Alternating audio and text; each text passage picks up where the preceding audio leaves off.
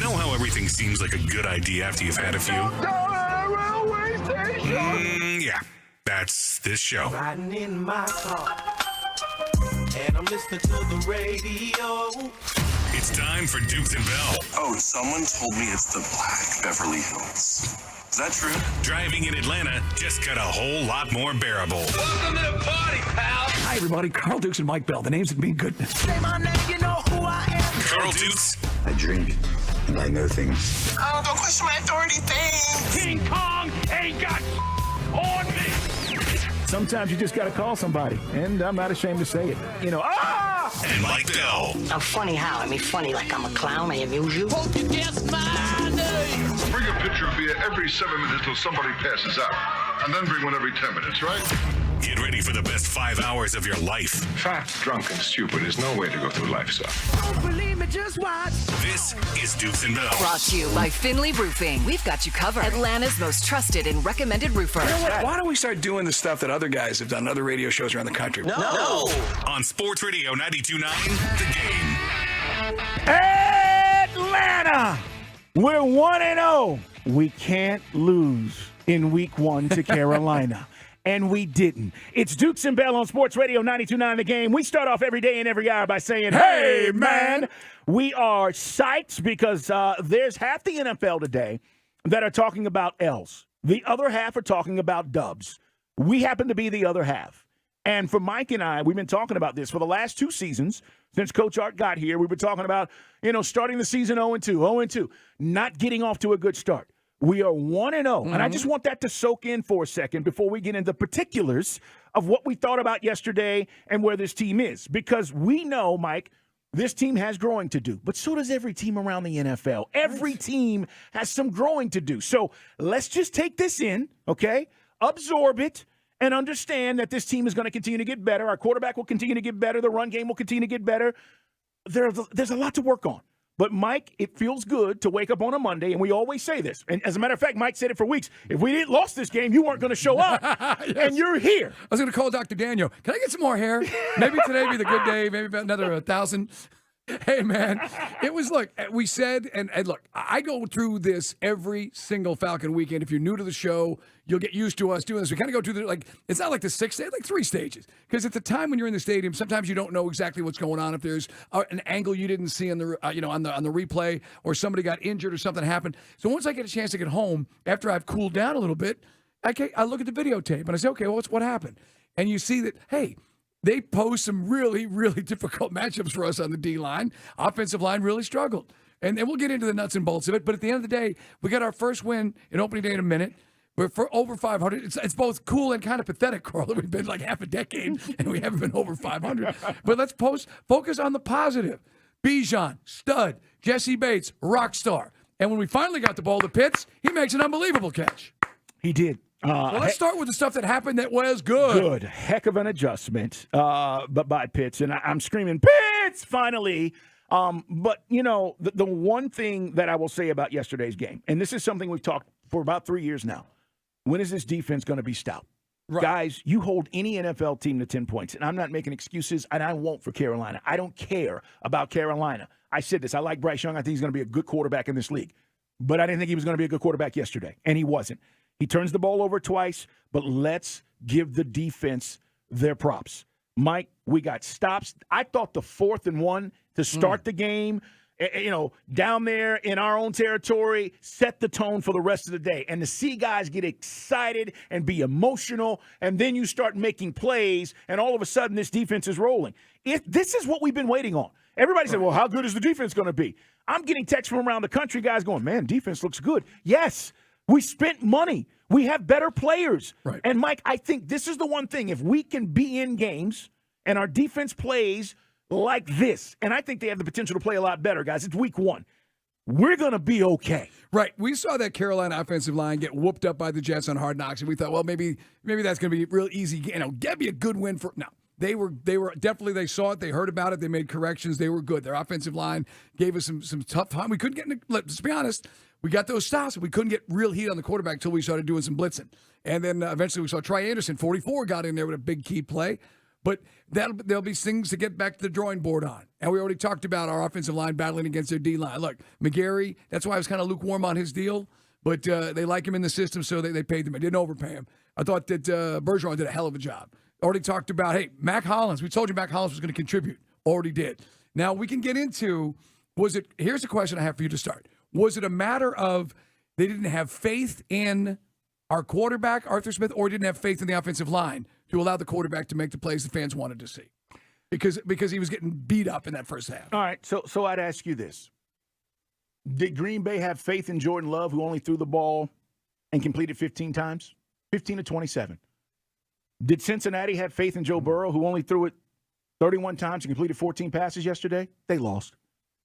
Did Seattle have faith in Geno Smith? They paid him in the offseason. He only had 16 completions yesterday. It's week 1. I think we're going to see him work into the job, Mike, grow into the job, and I get it. We all want – look, nobody wanted to see more of Desmond Ridder, and I've said this all offseason. You guys know this. It's Dukes and Bell at Sports Radio 92.9 The Game. We can't protect him. Art can't protect him. At some point, he's going to have to throw it and sling it around the yard, Mike. But yesterday, when you look around the league and Dak Prescott's team wins by 40 and he only completes 13 passes, what are we talking about? Like, what are we talking about? Daniel Jones' his team gets crushed last night. He only completed 15 passes. So Ridder goes 15 of 18. He had a terrible drop by Drake. So in essence, yesterday, he missed twice. What are we talking about? He missed twice. There are a bunch of quarterbacks and name brand quarterbacks around the league who have similar stats, whose team either won or lost. Our guy won. So I understand the growth and development that we're all looking for and how bad it felt maybe in the first half and then it looked different in the second. But what do we say, Mike, about the running game? With Algier and Bijan, this is what's going to open up a lot of this stuff. And again, Mike mentioned it. The O-line, first half, guys, we gave up 4 sacks in that game. Right. O-line's got work to do. Now, I hear what you're saying. I'll just kind of make it a fine point on that. I just thought if you didn't watch the game, you're going, well, that's like game manager stuff. And I just thought my only beef with Arthur was, and again, this goes back to, we'll ask him on Wednesday, did you not have any faith in the offensive line that you could have him drop back and try to let some of those plays down the field develop? Because before halftime, that was coaching super conservative. They basically kind of, well, maybe we'll move the chains. But you were basically playing not to let them back on the field. So you instead of being aggressive and putting the ball in Ridder's hands, you didn't. And I didn't like it when they settled for the field goal on a 3rd and 5 where they just run Bijan off tackle and they don't let your quarterback. Because again, why did we here's the only caveat to that argument is, why do we draft Pitts? Why do we draft London if we're going to simply go into a shell when there's moments where there's some plays to be made? That's my beef. It's only week 1. Hopefully it evolves, but to me, it just seemed like you were really protecting your quarterback, either from himself or you didn't think the line could do the job, or a little bit of both. Matthew Stafford won a Super Bowl. He didn't have 0 touchdowns yesterday. I mean, what are we talking about? I hear you. Mike, I have no explanation, nor would I sit here and tell everybody, because it was my pet peeve yesterday, why Drake London was only targeted 1 time. I can't answer that. But guess what? We'll be at Flowery Branch on Wednesday, and we'll get a chance to talk to Coach Arthur Smith. Right. And we'll ask him that question. And if it was the flow of the game or he wasn't necessarily as big a part of the game plan, whatever it might have been, I'm not going to sit here in Atlanta and tell you guys I know, because I know. It bugged the hell out of me yesterday that the guy that really showed out last year and who we believe is the number 1 wide receiver was not involved the way he should have been. But think about the other side of that. We still won by 2 touchdowns. Yeah, and you took the game over in the second half. And look, a rookie quarterback, as we predicted last week, was going to do what rookie quarterbacks do, even if he is a Heisman Trophy winner. He was, and by the way, thank you very much for throwing those balls away. He was sailing stuff. He had guys open. He was overthrowing receivers. Again, there's a learning curve for everybody. Peyton Manning came in here in 1998 and looked terrible. So, I mean, it happens for everybody. But we're talking about a W. And it feels good. And as Coach Smith said in the postgame call, we don't apologize for winning a game. No. And that's the part you guys have to understand. If we were 0-1 right now, the phone lines would be fully lit. And you'd be telling us how the season is a disaster. We're 1-0. This hour is brought to you by the Man Cave Store. Guys, go there. Check them out for all of your needs. Custom pool tables, theater seats, shuffleboard tables, family, friends, fun. Visit mancavestore.com. It's Dukes and Bell, Sports Radio 92.9 The Game. We're coming back. We'll hit some headlines. Braves had a good weekend. Dogs had a good weekend. Georgia Tech had a good weekend. Hook 'em!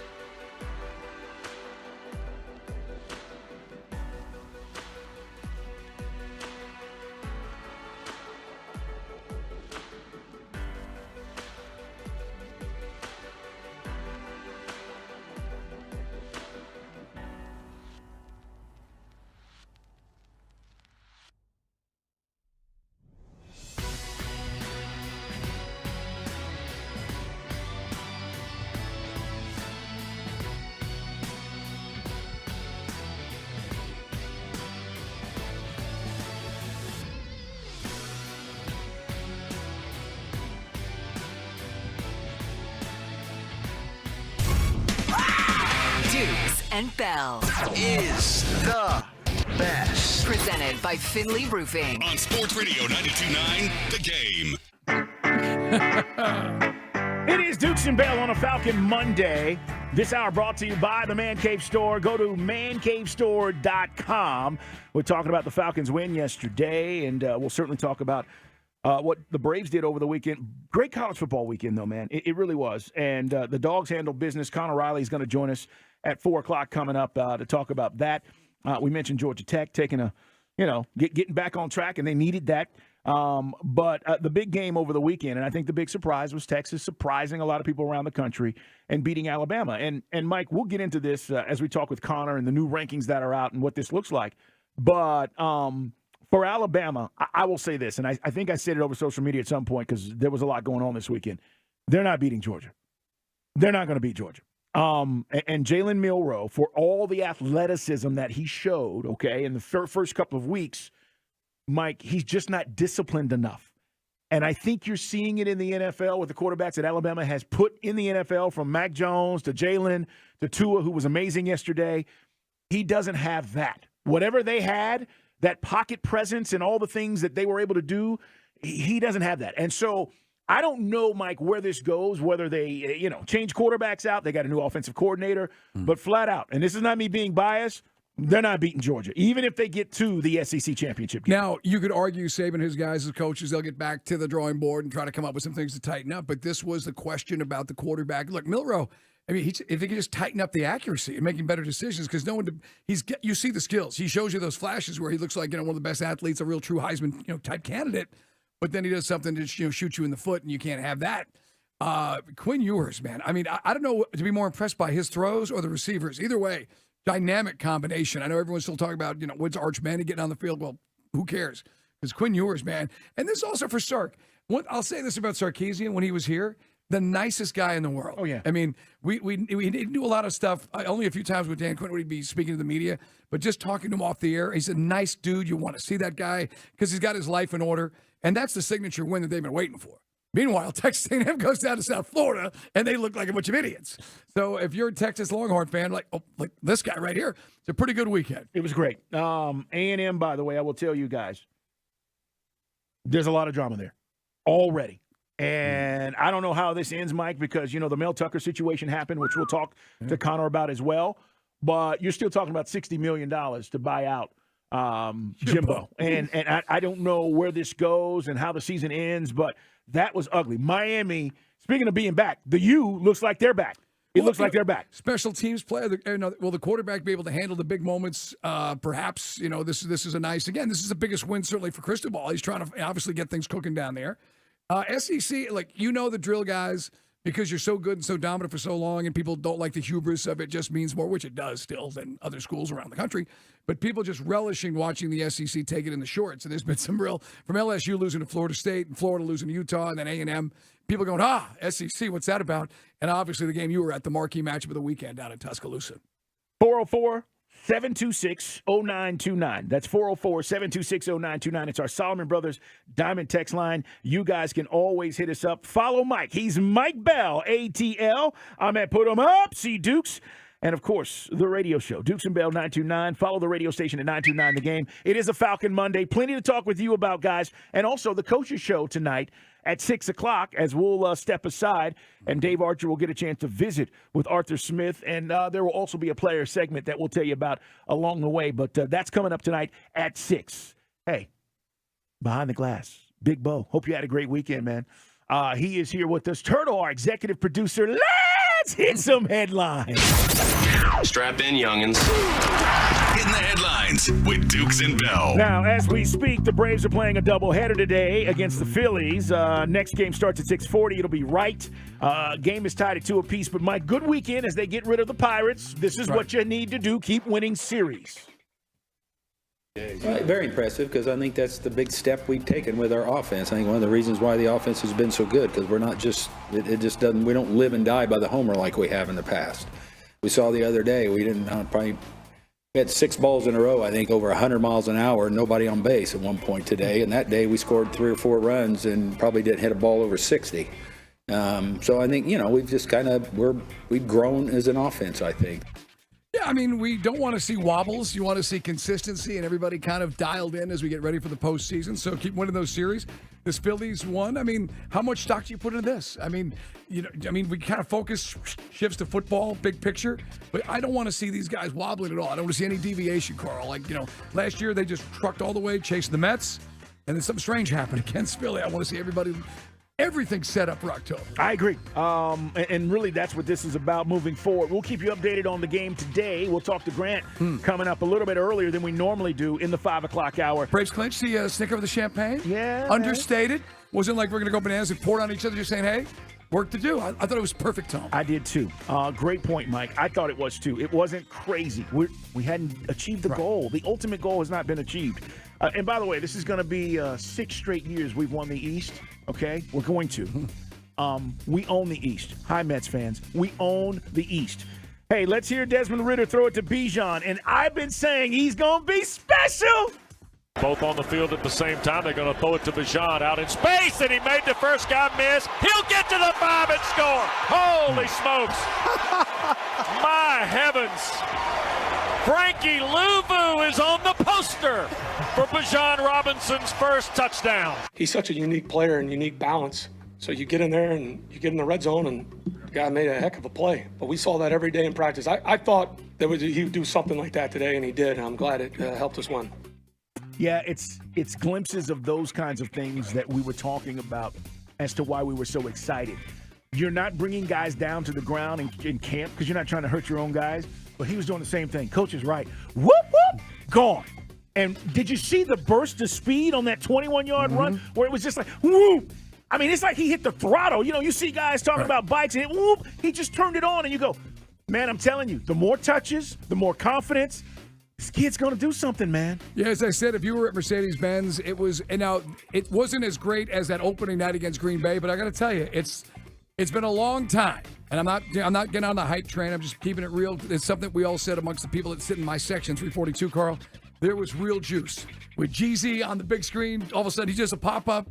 Hell, Freddie the Falcon did a zip line from the roof. Crazy. I mean, then later on, you get the swag surf thing going on. Andrew Jones in the house. Congratulations, by the way. And it was funny. There was a brother from Charlotte, black guy, sitting next to two seats over. And I looked at him as all our things were going on. I go, you don't get this in Charlotte. and his wife started laughing. He goes, no, you're right, man. You're right. I go, yes, see, this is when we're cooking what Atlanta can be. And that's why guys want to play here. And just it's been crap for the last couple of years.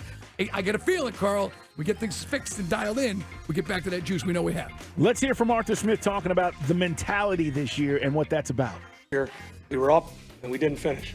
This year, a little different mindset, and guys made plays. Yeah, I mean, that's the thing. And we talked about Jesse Bates, guys. I remember some people, I'm not going to mention any names, who were saying when we signed Jesse Bates to that lucrative free agent deal. Oh, you mean John Chuckery? I didn't say it. You said it. And they were like, why would we do that? I don't understand why we would pay a safety that kind of money. Safeties don't make any plays. He made 2 huge plays yesterday. Yeah, he was all over the place. And, by the way, the Bijan Robinson touchdown comes off a Jesse Bates interception. Correct. So, look, whatever you think Ridder is, and we'll continue to kind of argue the finer points about Ridder's performance and what they were allowing him to do, what the offensive line was permitting him to do because they were getting beat up. But the good news was the young quarterback Ridder had a short field to work with thanks to Jesse Bates all the time. He did. We have plenty of time to talk about Green Bay this week, and we will. And they look good. But we celebrate dubs, and that's what we do, okay? We get a chance to celebrate this dub. We'll talk about Green Bay when we turn the corner on Wednesday, but right now and tomorrow, we're 1-0, and that's all that matters. Again, if you are a loyal Falcons fan, a diehard, it was a joyous feeling to get up. Now, again, yes, like everything else with the Falcons, we had to sweat it for a while there, and maybe we should have blown these guys out, and when we have it dialed in, we maybe do blow a team like that out more by the first. But again, as Dave Archer said, we shouldn't be walking around like someone just punched us or stole our car, okay? We got a great thing going. There are things, every NFL team out there has got something to improve. Dolphins look great, but their defense was crap. Everybody's got something to work on this week in the NFL. College football, we were talking about Jimbo. It will become a story, guys. A&M loses to Miami. Of course, the Dogs win. We'll let you hear Kirby coming up. But I want you to hear Jimbo Fisher, Mike, because he says he's not worried about these expectations. I ain't worried about expecting. We got to worry about next week. We shouldn't adjust anything. What we need to do is go focus and play a good game next week and get better the next week, the next week, and the next week. Who's calling the plays, Jimbo? That's what I want to know. Are you calling the plays moving forward? Bobby Petrino, he's a good coach. He can call the plays too. You figure it out. You work it out. Are you going to continue to let Petrino call the plays? Yeah, he's good. He's good. Brilliant mind. Keep them. They got plausible deniability. Things don't work. I'm blaming on Petrino. Exactly right. Yeah. I was a little bit shocked by his response there because the expectations are real. He's one of the highest paid coaches, man. They paid him $100 million basically to go there, Mike, and win a championship, and he's done nothing. Nope. Since he got there. Whole lot of nothing. Hey, can we hear Coco Gauff? She was amazing this weekend. We know that there's an Atlanta connection to Coco Gauff, and also the bottom line is, Mike, she's the next big thing. Right. She's the next big thing. She wins the U.S. Open. Here's what she said. Honestly, thank you to the people who didn't believe in me.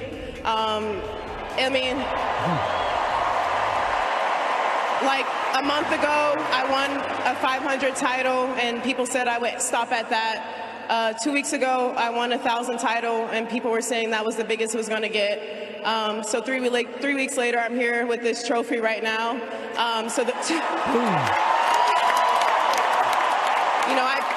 tried my best to carry this with grace, and I've been doing my best. So honestly, to those who thought who were putting water on my fire, you're really adding gas to it. And now I'm really burning so bright right now. Hey, good for her, man. Flex on them. Keep those receipts. Again, I got to be honest. When football kicks, U.S. Open Labor Day weekend and beyond, I'm never really paying attention, but I did watch some of the highlights, and Coco Gauff is a great story. And look, everything she just said, what she said. What could possibly negative about what that girl is doing? Who could be on that Nothing. team? But I love the fact that she acknowledged it. Hey, we got game balls and no balls back coming up at 3 o'clock, guys. I think both running backs deserve game balls from our Falcons, brother. Well, we'll hand them out. We'll tell you who gets no balls as well. But when we come back, you'll hear from our quarterback. What did Desmond Ridder say after the game? Exclusively right here on Sports Radio 92.9 The Game.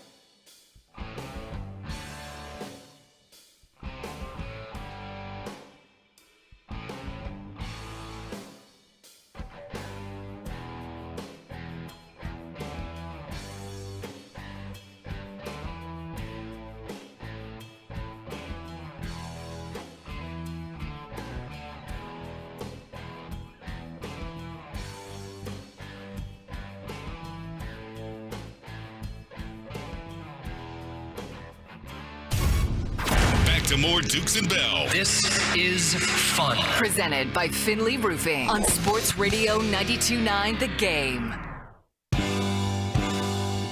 Hey, man.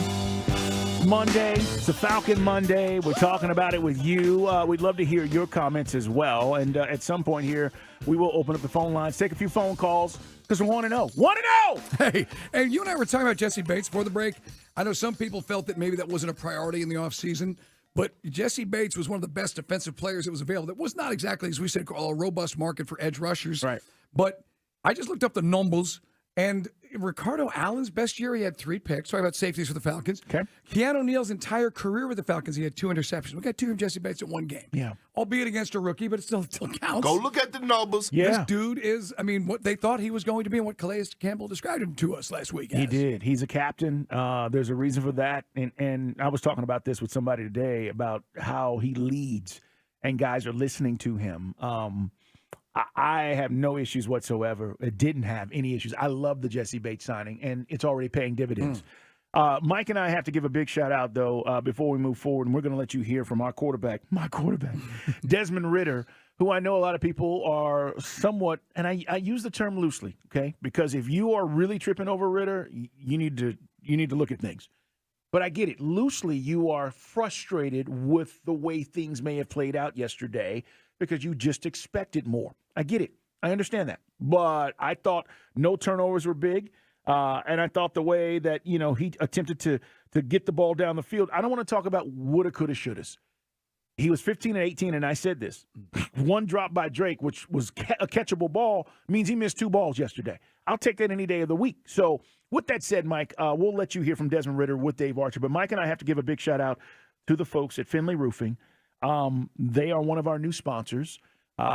New sponsor! Yeah, and we're super excited to be on board with them. Right. And the folks at Finley, thank you guys for being big Dukes and Bell listeners. And Roof. And we are partners now, and so we are going to do a lot of stuff with Finley. I will tell you this, before they started doing this with us on this show, I've used them in the past, and they were great. And, my neighbor had recommended them to me, so I'm so happy to be able to pass that on to you guys and let you experience the customer service at Finley Roofing. So thank Finley Roofing, Mike, for being Dukes and Bell's newest sponsor. New sponsor. So thanks, Finley. All right, man. Hey, man, let's hear from Desmond Ridder. This was right after the game, guys. We'll do this each and every week exclusively right here on Sports Radio 92.9 The Game, where you get to hear from our quarterback. Here is Ridley with Dave Archer. This is the Falcons Quarterback Report. Brought to you by Jim Ellis Kia of Kennesaw, where you can always expect the best. On Sports Radio 92.9 The Game. Des, you and I were just talking before we came on. Kind of a strange game. It was tough to get any kind of rhythm going offensively. Talk about kind of a rough start.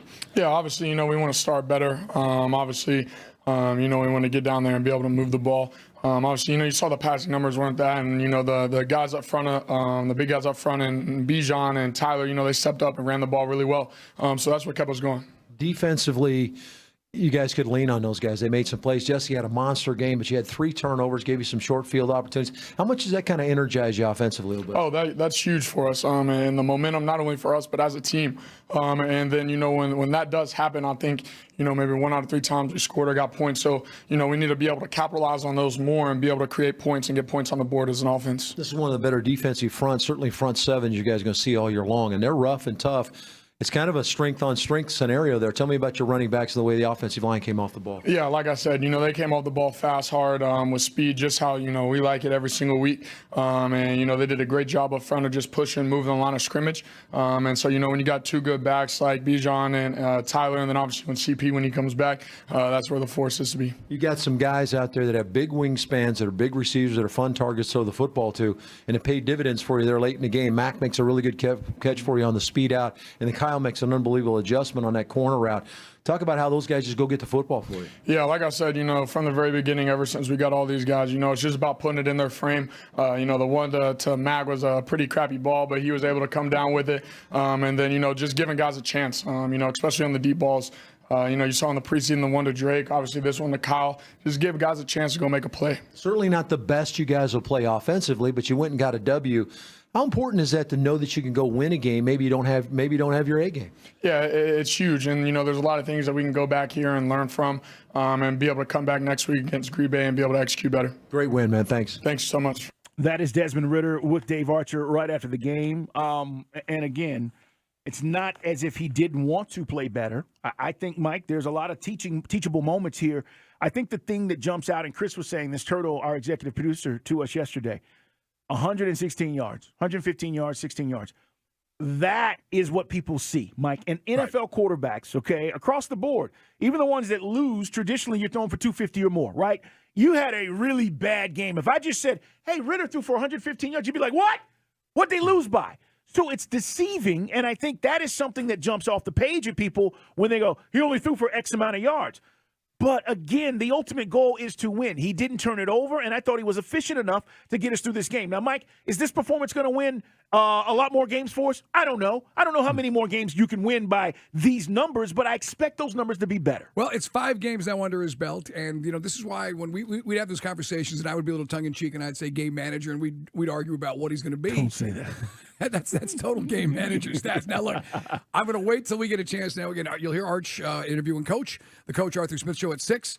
But we'll talk on Wednesday up at Flower Branch, and I'll ask him, I said, when you kind of slow roll before halftime, was that just more to keep the Panthers off the field? I mean, I wanted to try. I mean, I always want to be aggressive in everything we're doing. Give me a score. And, they also get the ball to start the second half. So, what was that about? And then after we get another turnover, I think it was on the right side of the 50. We just kind of 3rd and 5. We hand the ball off. We're not putting Ridder in his position, which negates the guys like Drake London, who was having a tough day at the office. The other thing you have to take into account, we only had so many possessions because they controlled the clock. They had 10 more minutes time of possession than we did. They did. And our offensive line was getting shellacked. We hear about slants, and I heard Mike Johnson talking about it on the postgame. Great show, by the way, with Chris Goldforth on the way home yesterday. But they're coming up at angles, and in our scheme, our zone blocking scheme, that just created all sorts of problems, Carl. So something they can get back and work on. But Derek Brown's been eating our lunch. Brian Burns is like, I think I'll show up for work today and remind these guys why they should pay me a lot of money. Because he was just all over the place, and he was a one-man gang. All that equals tough day for Ridder. But I don't care. A dub's a dub. But this was certainly less than what I was describing game manager stats to you back, a month ago. Yeah, and that is why I say it's a little misleading if you just went and looked at the numbers. But at the end of the day, this is going to be a growing process. And we've got to be able to understand that if the defense can keep us in games like this, again, holding any opponent to 10 points. Listen, the Cowboys' defense was dominant last night. But I'll take this any Sunday. Right. Any Sunday, Monday, Thursday, it doesn't matter. 10 points. That gives us a chance to win. And that is the big thing, I think, that's going to keep us in games. And then the offense will continue to click. But let's talk about the elephant in the room. When I told you guys preseason matters, and we made decisions not to play certain guys, I don't know if that played a role. I just don't. The Pittsburgh Steelers came in here, and I love Mike Tomlin, and they got rolled yesterday, and they played starters. I don't know if that played a role. But, Mike, I just think that reps matter. And when you see how guys have a connection, Jordan Love played a majority of the preseason. He looked great yesterday. I mean, so it's give and take, and every coach has his philosophy. But, Mike, that is something else that people say, well, hey, if we would have played more guys in the preseason, would the offense have looked like this yesterday? Yeah, I know that everyone says, yeah, look at the Steelers. The Steelers got chainsawed by the 49ers. San Francisco came in. Bosa was doing his thing. By the way, Brock Purdy, great numbers.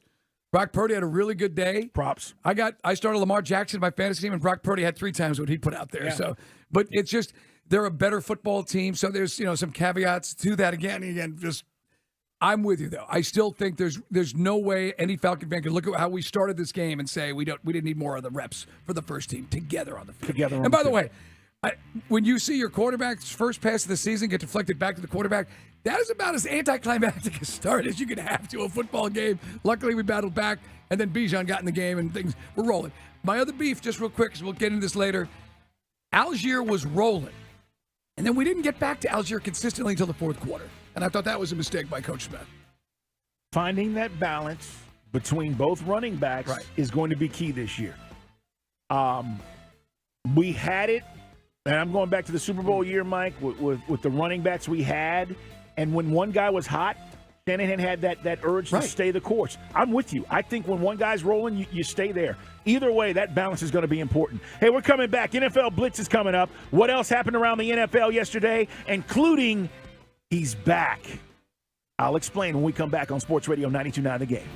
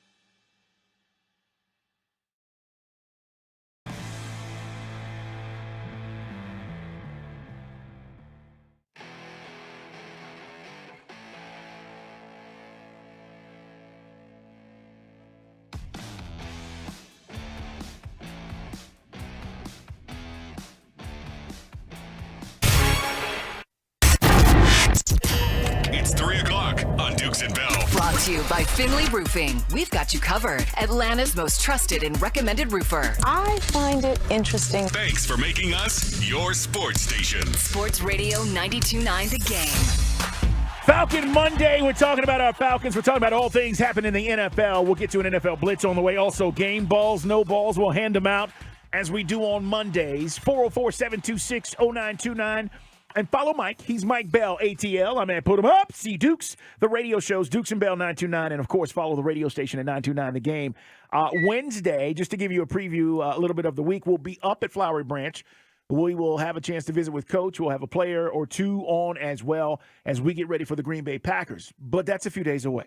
We are celebrating a dub today. And if you're just joining us, the Falcons win by 2 touchdowns, 24-10. Defense did its job yesterday. Bijan electrified the crowd and got Falcon Nation excited. And, Mike, you get 2 picks from the defense, specifically Jesse Bates. There are a lot of positives to look at. I prefer, okay, this is me, to look at the positives. This is how I live, all right? I prefer to tell you that things are going to be sunny and not rainy. Right. That is where we're at with the Falcons. We could sit here all day, and I've seen all of you people out there looking at, we didn't do this, we didn't do that. We won, Mike Bell. We won. Right, and there's certainly things that you want to fix. Like, as we said, there's a number of teams out there. The only team that really doesn't have anything to work on would be the Dallas Cowboys. Okay? Everybody else has got some stuff they want to work on. To put it in perspective, how would you like to be a Giants fan this morning? You've been humiliated on national television. Or Bears fan. Yeah. Or Bears fan. The only thing good about that game last night was Queen Latifah and NYPD chorus. That's a good point. That's a good point. Unless you're a Cowboys fan, there was nothing. So, yeah, we get it. We want to see the offensive line's got to do better. But we also knew McGarry did have limitations. This is the great debate. You and I, not even debate. I think you were on my side on this one, was I'd like to explore other options for McGarry but not break the bank. They came back to McGarry because he's familiar with the team, and he's still a bit of a liability in pass protection. He is. And that came up again. And Lindstrom, I thought the holding call on Lindstrom was crap. It was behind the play. It had no bearing on the call. I mean, on the run play, but they did it. But the offensive line was struggling because, as we say, now give us some credit, Dukes and Bell. We did tell you, Derek Brown all week is a beast. And, oh, by the way, if Brian Burns plays, which he did, that's tough. And that's a really good defensive front. And it was. It was. Run game looked good. I mean, there's just a lot of things. Now, I know what you're going to say. Well, you don't think they did anything bad? Listen, there's no excuse for Drake London not having a positive effect on this game. Okay? No. 0 excuses. And I said this, Mike, we don't know why. Maybe Coach will tell us, or maybe it's just one of those games. But I know this, and I'll tell you this about Drake London. For the time that we've been around him, it won't affect him. He is a team player. He is a guy that gets it. He is not worried about me. We got a lot of those guys on this team, by the way. There's not a lot of me guys. Right. It's all about, hey, did we win? I don't care how we won. Let's keep moving. Drake will have a huge effect on a bunch of games moving forward, but that bothered me. If you want to say what the one thing yesterday that I was like, I don't understand this, Art. What are we doing? Right. Pitts did have the catch, Mike, but you know this, guys. That's not enough, Mike. Pitts has got to be more involved, too. And look, this is when once the game is on, right, the whistle blows and toe meets leather, as Wes says, we're not getting into big arguments about, well, you drafted that guy in the top 5. You got to get him. That goes out the window. You're just trying to win the game. But, yes, I understand once you take that view from 30,000 feet, after the day after the game, you can say, why the hell did we draft Kyle Pitts and Drake London if this is all they're going to see? Well, as we said, the Carolina Panthers had something to say about that. And we still got the win. Tyler Algier, I thought you could have gone simply 4-wheel drive all day yesterday with Tyler Algier, and that would have kept them off the field. But for some reason we didn't. He throws to Drake London. That stops the drive. You got, penalties. Next thing you know, you were behind the flags. Behind the sticks, I should say, and then you're just in some unmanageable down and distance for Desmond Ridder against that defense. But that all said, some of these things can be corrected. Now, some guys are coming at me, you guys told me this defense. I didn't say it was going to be the 85 Bears. I said it was better and we addressed needs. But, we've got to be better. We've got to get pass rush. The only time we got pass rush is by blitzing. You had to abandon your basic scheme, Carl, and bring in guys and hope that the rookie wasn't going to burn you on it, and he couldn't. No, we gave up 4 sacks, too. That's something else. I didn't expect that yesterday overall. If you would have told me we gave up 1 or 2, but 4, that's a little bit too much. And the other thing that I would just point out, Mike, is you mentioned this, that balance of Algier, who had a really good day, and so did Bijan, and how to effectively use those guys. The thing yesterday, guys, as that game moved on, I know Art was saying this, we're running the ball effectively. I don't care how many times we pass it. And he said this. It doesn't matter what's working. He's going to go with what's working. And I think that's hard sometimes for us to go, wait a minute, why aren't these guys getting involved? We were running the ball effectively. So I don't think he wanted to go away from it, Mike, because it helped us build the lead. Yep. And I know that for guys out there, you're wondering how is this going to work? Well, we had 2 rushing touchdowns for Tyler Algier, and you had Bijan Robinson catch 1 and ran. His first NFL touchdown, that was, again, that's another touchdown for Ritter. But, I mean, you got this dynamic combination over the course of the season. We're going to see how this plays out. But this was something you and I talked about. We don't give a crap. Yes, I didn't draft any Falcons because I didn't know how it was going to work in fantasy. And I told you to do the same.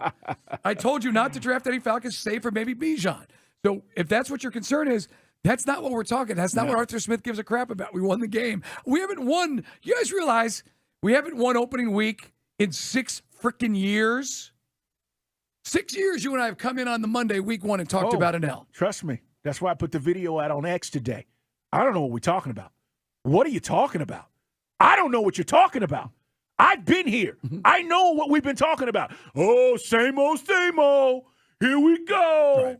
Oh, they lost again. I already hear all of that crap, and then we win yesterday, and all I get is this. Come on, people. I mean, that's ridiculous. Come on. Look. We're not going to sit here and throw bouquets. We've already talked about some of the areas that need certain improvement. And you guys, if you listen to the show, we tell it like it is. I called him a game manager all offseason. That's what we were arguing about, what Desmond Ridder may or may not be. But not like I'm rooting for him to be a game manager. I want to see him be as electric as every other quarterback out there. Tua Tagovailoa was electric yesterday. It was unbelievable. And that's what everybody wants. I understand what you want, and hopefully we're going to get there. You didn't get it yesterday. We got a W. That game had 2 ties and I think 9 lead changes. And the game you're talking about. I'm talking about Chargers-Dolphins. We're going to get to an NFL blitz. Understand this, though. Tua had to do that to keep them in the game. We were not in that game yesterday. We were not in a game where we absolutely needed our quarterback to make the plays. Tua threw it 45 times. I say this to you guys all the time. When you ask your quarterback to throw it 45 times, and I want you to think back when we had Matt Ryan. When we threw it 45 times, you were asking Matt, we need you to go win the game. A lot of times we didn't because it's too much. Tua had to go win the game for them yesterday because there were 9 lead changes and Herbert was eating them up. So that's a different game. We were getting picks and turnovers and setting up field position. We didn't have to do that. But, Mike, there's going to be a game where we're going to need to see Ridder do those kinds of things. We talked about Todd Monken a lot going up to Baltimore. Case in point, Lamar Jackson was basically doing the bare minimum in this game. He was not really that effective. He threw a pick. So if you're looking for like the magic from Lamar Jackson, he barely got over 200 yards combined on the ground and in the air. But the defense and the turnovers, everything else against a bad Houston team is all they needed. No doubt. It's Dukes and Bell. Let's get to an NFL Blitz. Welcome to the NFL. With news and notes from around the league, this is NFL Blitz on Dukes and Bell. This hour brought to you by the Georgia Hemp Company. Let's start, Mike, with a couple of things around the NFL. First and foremost, boy, Christian McCaffrey. That dude's a beast. Christian McCaffrey, stop it. Stretch run coming left to McCaffrey. Stays play side, breaks a tackle, 45. Blocked from Ayuk down the sideline, 30. Cuts back inside 20. Still inbounds down the sideline. Diving for the end zone. Touchdown! CMC! That would be Christian McCaffrey. Yeah, that made it 27-7. They just slapped the Steelers. As a matter of fact, listen to Mike Tomlin after the game. We got kicked in the teeth today in a lot of ways. Okay. Yeah, and it was ugly. The one thing that was interesting, Darnell Washington absolutely pancakes Bosa. If you didn't see it, Bosa's coming around the edge, and literally, That's a big man, dude. He was like a human spatula. That's a big man. I don't know if they needed Bosa yesterday. Yeah. The offense looked good. You said it. Purdy looked good. Right. Hey, Seattle, what happened? The Rams are in rebuild mode. Geno Smith. Honestly, man, it's the NFL, and they're a good team, and they got they're couple years removed from winning the Super Bowl. You know, they got some key players there who helped them do it. And so, you know, I'm surprised. Yes, I am. You know, I didn't expect to come out and lose at all, let alone in this fashion. But hats off to the Rams. They wanted it more. They played harder, and they executed better. Well, I mean, this is why you don't give a placeholder a big contract. Geno Smith is not the guy. I said this to you last year when he got the deal. It's a nice story. Good that he's finally getting his chance, but, you know, he ain't that dude, and he won't be that dude. Matthew Stafford, 334 yards. No Cooper Kupp. Kind of some of its parts. How do you lose that? So the funniest part of this game, they had him mic'd up. There's a stunt. Aaron Donald frees up. Aaron Donald is about to take off Geno Smith's head. Right. In the game, he says this. On third down, Smith, pressure comes late, and it's incomplete. That pressure coming from Aaron Donald. Imagine Aaron Donald freeing up, and you have the ball in your hands. Geno Smith literally goes, oh my God. It's kind of like the Bobby Hebert story when LT was terrorizing the Saints. And I forget who the lineman was. He goes, you got to block him. I can't. He's crying in the huddle. Oh, my God. That is the best clip of the weekend when a quarterback sees Aaron Donald. And by the way, he throws an incomplete pass. It was just like, I got to get rid of it. I think we got to work that into the show opener. If you had Tutu Atwell or Puka Nacua in your fantasy league, you always say Muscle Tov. Both those guys go for over 115 yards receiving for the Rams. Wow. That's the best. Yeah, that's how I would have felt. Aaron Donald running full speed at you, and you know you're about to get hit. Right. Woo! All right, coming back. Mike and I are going to hand out game balls, no balls. People already saying we're going to give Jimbo no balls. We probably will. Mm-hmm. We'll hand them out. Coming up next on Sports Radio 92.9 The Game.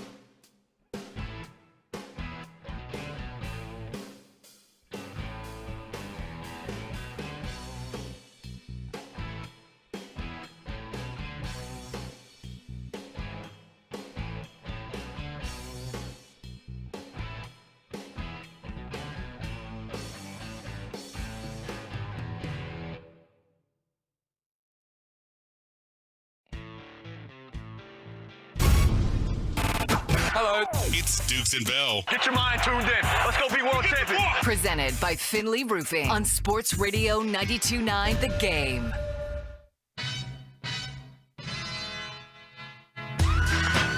Jump around. Jump around. It's Dukes and Bell. We are about to hand out some game balls and no balls. And there are plenty of candidates out there. This is simple, guys. We do this with players, coaches. It doesn't matter. Situations, coach gacks a moment, whatever it's going to be. And we do it every Monday coming off the weekend. I want to read this to you because I thought this was pretty cool. From the Falcons saying Jesse Bates tied the franchise record for interceptions in a game with 2, last done by Robert Alford. Robert Alford tweeted at Jesse Bates and was like, JB, great job.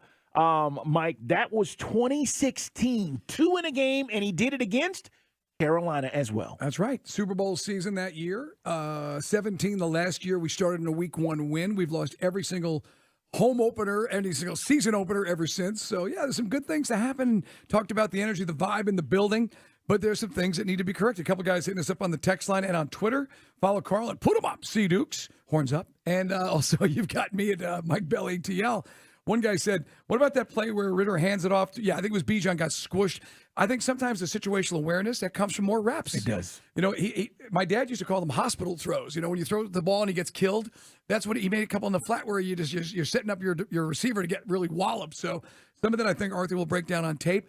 The only other thing you and I were talking about off the air, when he ran for his life and he avoided like 2 big sacks, but then he made kind of a throw across his body, that was ill-advised. But it was. But again, he was running for his life for much of the first half, and we still found a way to get a W. But you're right. There's no way a Drake London can be so inconsequential to the game plan. And Pitts, you saw the brilliance once he finally got the rock to him. Pitts made that amazing adjustment in the air. Yeah, it was almost like, oh, you're going to throw me one? I'm not going to miss it. Right. Yeah, he was not going to miss that opportunity. All right, man, let me give a game ball. And I just tweeted this out because the day it happened, Mike and I happened to be on the air for a lot of things that happened. It's just the way this is. And we got word that Calvin Ridley had been suspended by the NFL for gambling. And I remember distinctly, Mike, we were like, what? And I think we had talked about, what was going on with Calvin. And we're going back a couple of years now, guys, because he missed last season. But I also remember that day, Mike, Calvin Ridley attempting to go on social media to defend himself. And people were like, Calvin, get off of social media. Not helping. It wasn't helping. So he sits out a year, and then we find out that he was going through a lot of personal stuff, okay? And the whole point of this is you can overcome. And for Calvin Ridley, I don't know what the future looks like and what's going to happen, but, guys, we knew he could ball. He showed us the 3 years he was here, like, what kind of player he was. And yesterday he showed up big for Jacksonville. So I'm going to give Calvin Ridley, Mike, after all the crap that he's gone through, a game ball for yesterday's return. Game balls. Lawrence all by himself takes a shotgun snap to pass, plants, shuffling right, still looking, scanning, turns. Now he rolls to the left side, looking for the end zone, fires off platform, and that's a catch for a touchdown. And it's Calvin Ridley who spikes the ball into the end zone. That play took a long time to develop. The pass rush wasn't there for the Colts, and Lawrence finds Ridley on a broken play for a touchdown. I just love this team, man. I've worked so hard with them. I just want to win with them. Just want to get the W's. I think, I want to play in meaningful games. I want to win. I think we're going in the right direction, and I just think that's the most important part. He's a good dude. You remember the times, the conversations we had with Calvin over the years. That's why we all, like most Falcon fans, were totally blindsided when things kind of went south. And I kind of wish he could have gotten the help he needed mental health-wise here in Atlanta and could have stayed. But it just sort of became an untenable situation. But I'm just real quick, I'm with you. I think he's going to be a perfect fit down there in Jacksonville. He's going to get a lot of touchdowns. No doubt. Hey, let's also hand out a game ball. Mike mentioned it. Tua Tagovailoa, guys. If you missed this game, for me, it was the game of the week as far as excitement, the way it finished. Tua hits the cheetah in the corner with 1:45 to play for the go-ahead score. Mike, 28 of 45, 466 yards, 3 touchdowns, and a pick for Tua. Game ball. Game balls. Shout out to the Fins Nation. They were probably just as loud, if not a little louder than the Chargers' home team. And that could have made all the difference as well for their communication. So shout out to Fins Nation. Yeah, some would say Dolphin fans. Drunk Larry, our good buddy, was there. He was lucky enough to be in a suite, loving it, SoFi. Vic Fangio, man, he couldn't stop anybody, man. No. It wasn't until they dialed up the blitzes late when they really started squishing Herbert on that last 2-minute drill. Did you? Are you buying the Dolphins? I mean, is Tua this good? Like, this is a hell of a start, Mike. This is one of the best starting performances in NFL history for week one. I think because of the concussion thing, it's sort of become in vogue, and I'm guilty of it too, of saying like he's one hit away. Yeah. But if they can find a way to keep that big hit that's going to get his head knocking on the ground or something, the guy was electric, and he's certainly, Carl, getting better and better and better. And when you see a game like that, he's making unbelievable throws. The connection he has with Tyreek Hill, and by the way, maybe the Chargers want to double team Tyreek Hill. 100 yards. I saw this he morning. Had 200. I saw it on Good Morning Football, and I think it was Brant said, when you get to 150 yards, maybe you want to put two guys on him. Yeah. But yeah, that was something. But Tyreek Hill. And he won me my fantasy league too, man. I was getting smoked. He provided all the juice I needed in the last 5 minutes. Amazing relationship between those two. Just totally simpatico and some big throws and big catches. Let's give out a no balls to a guy that I absolutely love. But he played like crap yesterday, and that's Joe Burrow. 82 yards, 0 touchdowns, and they lose to the Browns. No balls for Joe Burrow. No balls.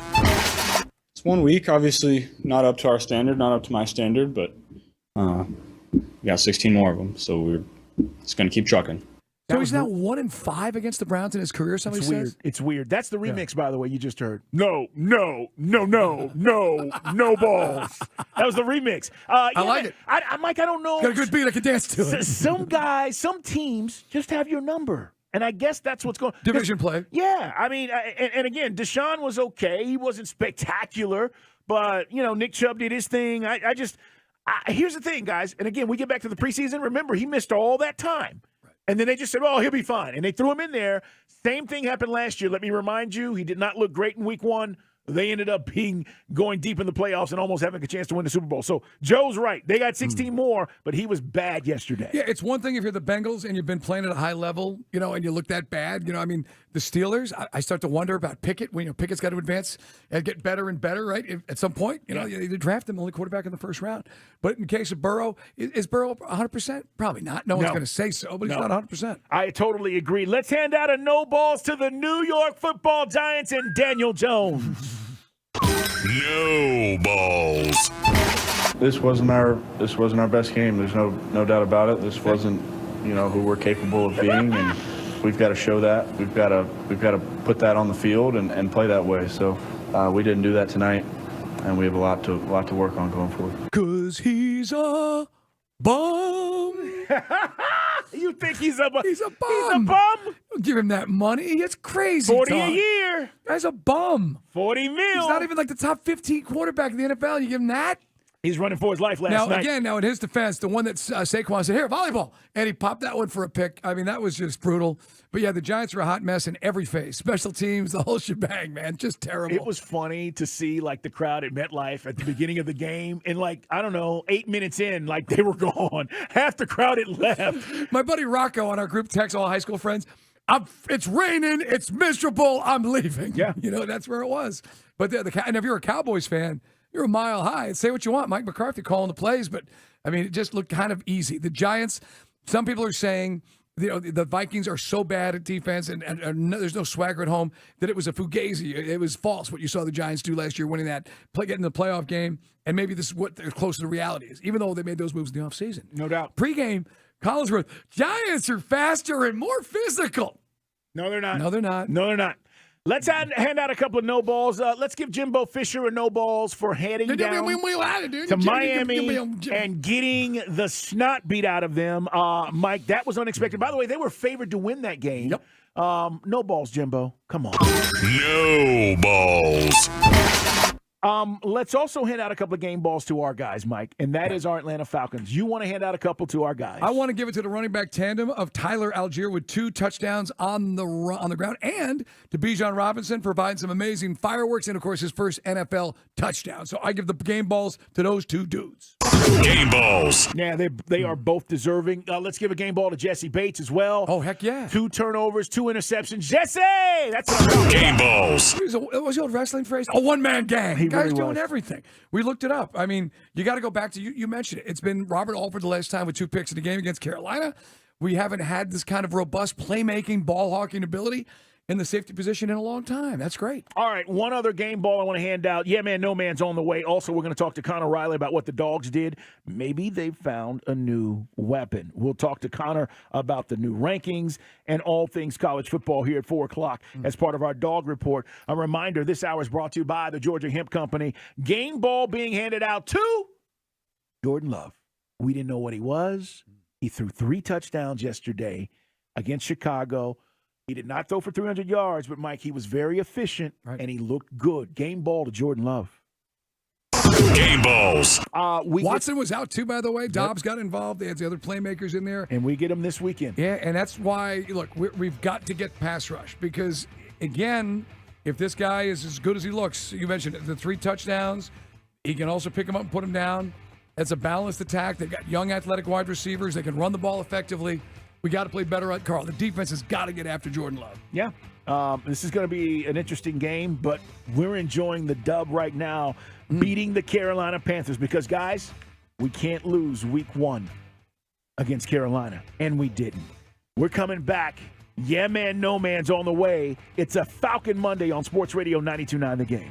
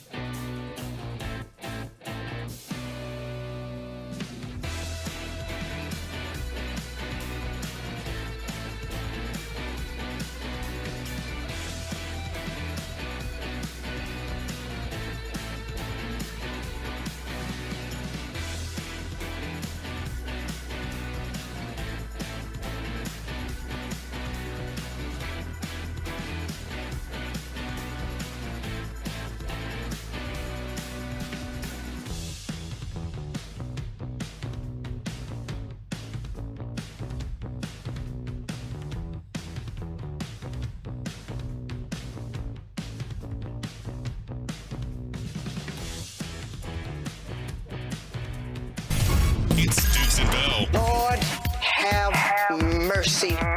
Presented by Finley Roofing on Sports Radio 92.9 The Game. Oh, it's all about wins. Coach Art saying, listen, we can all do better. He's right.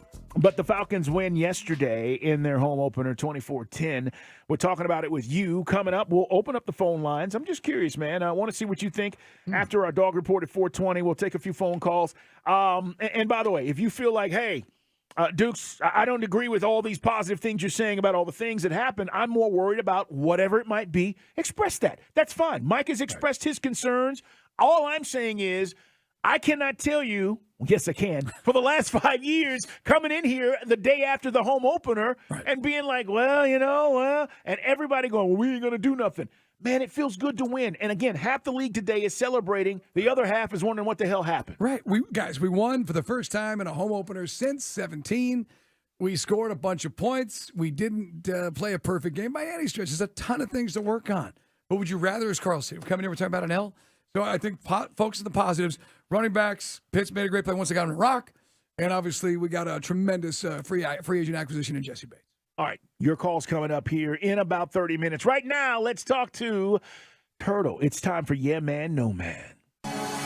It's time for Yeah Man, No Man. He's the former MVP of his high school football team. Not really. From New Jersey. The Cavs are here. And gives rapid-fire questions. Here's the executive producer of the Dukes and Bell Show, Chris Thomas. All right, Turtle, what is going on? Hope you had a great weekend. What's happening, man? Yes, sir. Well, some would say, like father, like son.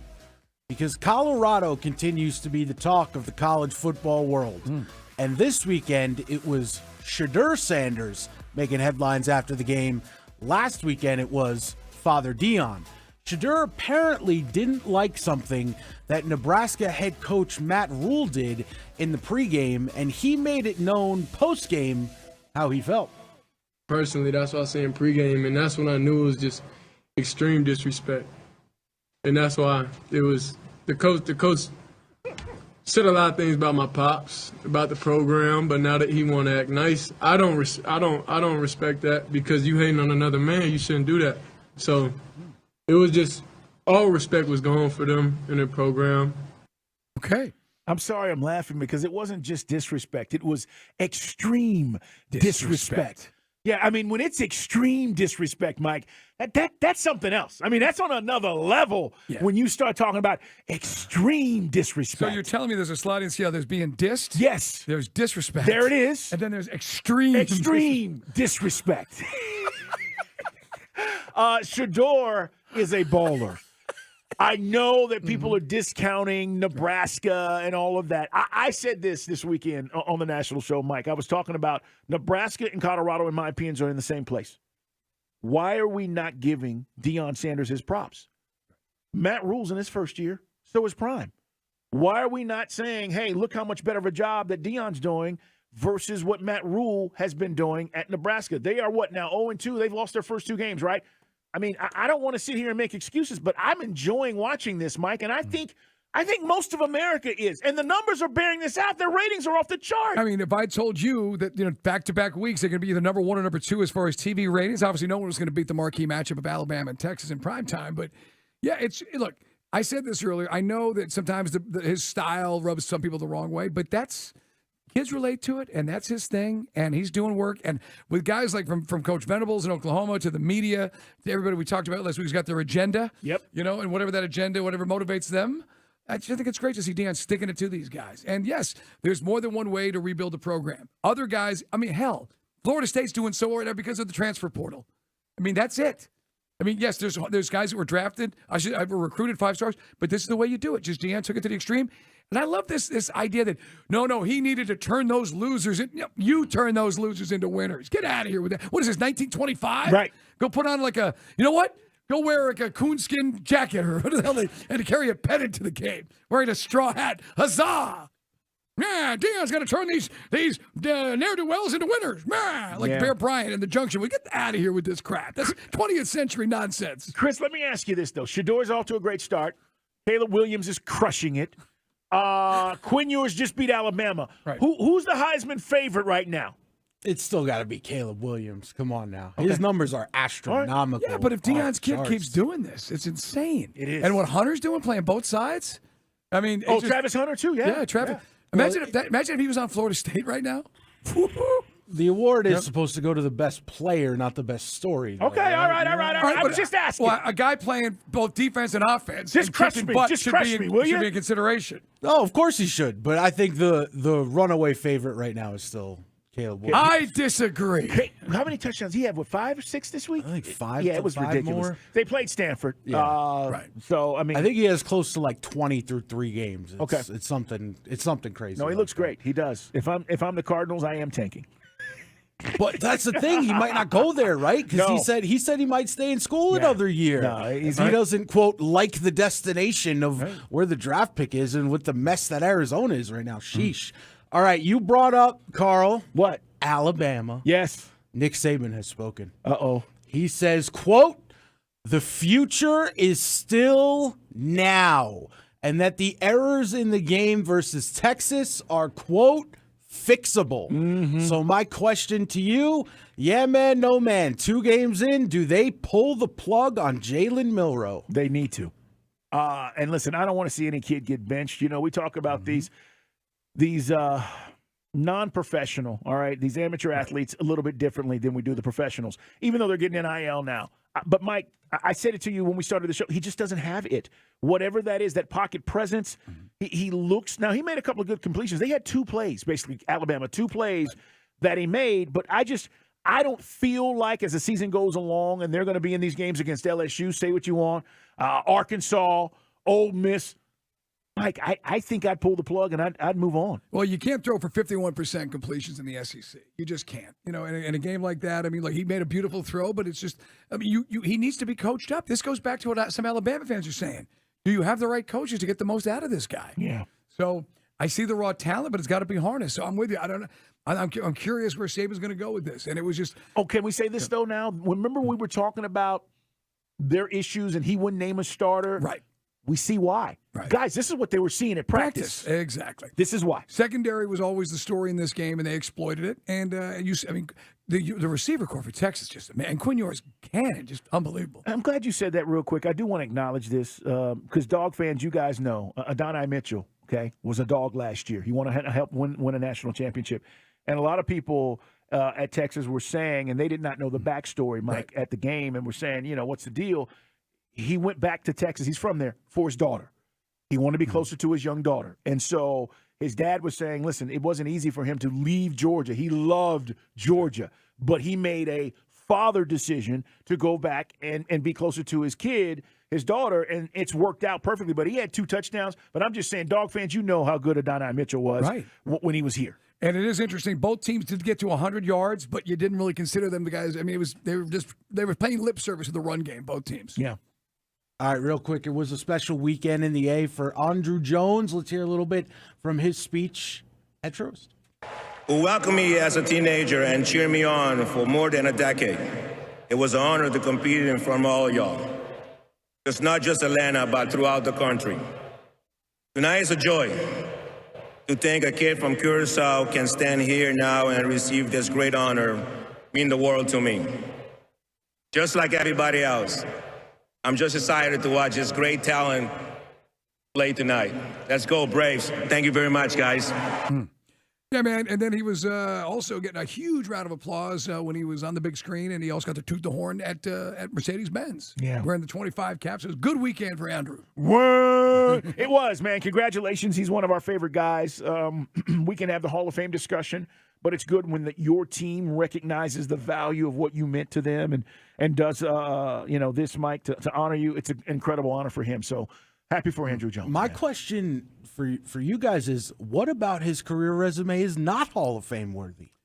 Too many strikeouts. Yeah. That the only beef, and remember we asked Andrew about this a couple of years ago. I mean, and Bo, who's engineering today, is a huge Braves fan. I always felt like if Andrew just went to the plate with a little more of a plan, Carl, and that low and away was such a cold zone. I mean, if he just a little bit of chipper as far as the approach at the dish, and he'd be a 280. A little bit more disciplined, but if he does that, he probably didn't have the power numbers. Look, there was a stat thrown out during this celebration that I got to witness. This is why I love my job there, because I get to see stuff like this from 50 feet away. Sure. 20 home runs, 20 stolen bases, 20 outfield assists. 2 guys have done this, Andrew Jones and Willie Mays. Put that man in the Hall. That is incredible. Well, and when you look, I mean, Harold Bates had a lot more hits. He was like 2,800 hits. Harold Baines, I should say. But, man, I just think if you're putting Larry Walker in there with those ridiculous Colorado-infused numbers, then Andrew Jones, who's 10 times the athlete Larry Walker is. And I know Larry Walker did a nice job in the outfield, and it's cavernous in Colorado, but Andrew Jones was the greatest defensive player of the generation. He was. Next to Ken Griffey Jr., right? Yes. And I think the assist number is underrated. That's incredible. I mean, and if you're not sure what that is, that's him throwing people out, okay? Right. That assist number is absolutely insane. Most guys in any given season, you're talking about 6, 7 assists. That's a really good year. You start getting into the teens or the 20s, you're having a remarkable year. Pretty sure he holds the record for career WAR from a center fielder, which is literally games won by you is the way to look at it. And then he's like top 5 in home runs by a center fielder, too. He might be like number 3 or 4. So you're saying he's being cheated by this process? These curmudgeon-y baseball writers. Go away. I put a stat up the other day, and it was from the first Hall of Fame class. Babe Ruth didn't even get like the complete vote. I mean, it's just Walter the Big Train Johnson, the greatest pitcher, or some say it ever dressed out since Cy Young. Even he didn't get the percentage. So basically, what we learned is in time immemorial, baseball writers are holes. Yeah, I would agree. Turtle, we all think Andrew Jones should be in, but we've said this. But I'm glad the Braves honored him. Yeah, I mean, look, Scott Rowland got in this year. If you're going to tell me that that's not a comparable player to Andrew Jones, I mean, that's enough. Get out of here. All right, Big Bo, hit my music. I've been trying to call. Yeah, man. Coors Field, and then on the road, Larry Walker. It's like night and day. I mean, it's just the Hall of Really Good is and this is not a diss on Andrew, but if it is the Hall of Really Good, he's really good, and that's where he should be. He's great. Hey, man, coming up, we're going to talk with Connor Riley. Dogs get a win. We'll talk some college football. New rankings out. AP has a new top 4. We'll talk about all that and more next on Sports Radio 92.9 The Game and Odyssey.com.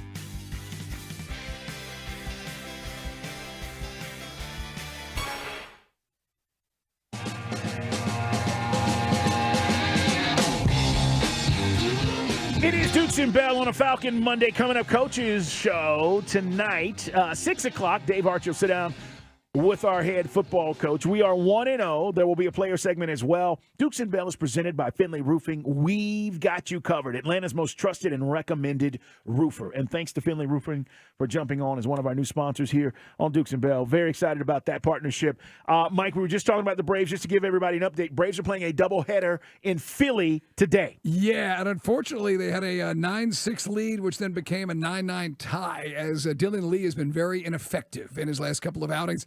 Dylan Lee gave up a 2-run shot. Now, just recently, they had the lead, and then unfortunately, it was an error, a throwing error from Ozzie when Raisel Iglesias is in to close it out. So then Bryce Harper hits a 2-run whammy. So now they're into extras, and the good news is Pilar just came up with a big base knock. So again, you know the Mickey Mouse stuff with the runner on second.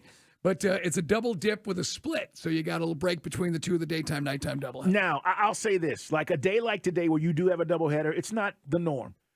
Having that guy on second base, yeah, you don't want another 2 hours to go into this game and then have to play tonight. I'm okay with it. I mean, you know, you got to get somebody home. So we'll see what happens. But the Braves pitching staff, the bullpen, very ineffective today after being spotted leads repeatedly. Yeah, and that's the issue. By the way, Chris Turtle, tell us again. You just told me, and I was blown away by this, the last time Iglesias blew a save? June 12th. 2 months? Yeah. That's impressive. Now, it could have been a solo shot from Bryce, which is the best kind of home run to give up, but unfortunately, Ozzie with a throwing error that pulled Olsen off the bag, and that's what created the 2-run dong. All right, guys, let's talk some dogs. Dukes and Bell on the sidelines with the dogs. All right, let's talk to our man Connor Riley, because we are going to do this on Mondays coming now on from off the weekend during football season. And I'm excited about it because, Mike, the dogs handled their business, 45-3 win on Saturday. But, Connor, I want to start with Muse in this 69-yard punt return. What do you know about him? Were you surprised that he was used in this game the way they used him? And is this something we can expect from the 5'8" Muse? Yeah, I don't think you can say that seeing Mekhi Muse make these kinds of plays is a surprise anymore going forward. He had a 54-yard touchdown in Georgia's Week 1 win over UT Martin. And he's a guy who I think he now is a lot more comfortable in that punt returning role than you maybe saw in that first game of the season. He looks confident. He's a guy who made a couple of other big plays there on Saturday, had a nice broken tackle on a screen pass, had a 47-yard kickoff return. And this punt return is just sort of the cherry on top. He's a guy that I think is clearly going to play a role for Georgia moving forward. Clearly a guy that brings positive value to this team from a special teams standpoint. And this is a guy that earned a lot of praise this offseason, has a very good work ethic, which is what you like to hear from a guy who's a walk-on. And, I'll be interested going in this week against South Carolina. It's one thing to make those kind of plays against the UT Martin, against the Ball State. If you're doing that in SEC play, that's a really good sign for what he's going to be able to do for the entire season. And I think with what we've seen so far, that might be the expectation. Maybe not to have a punt return for a touchdown, since it was Georgia's first since 2018, but be a guy that can create positive plays for you both as a returner and in the passing game.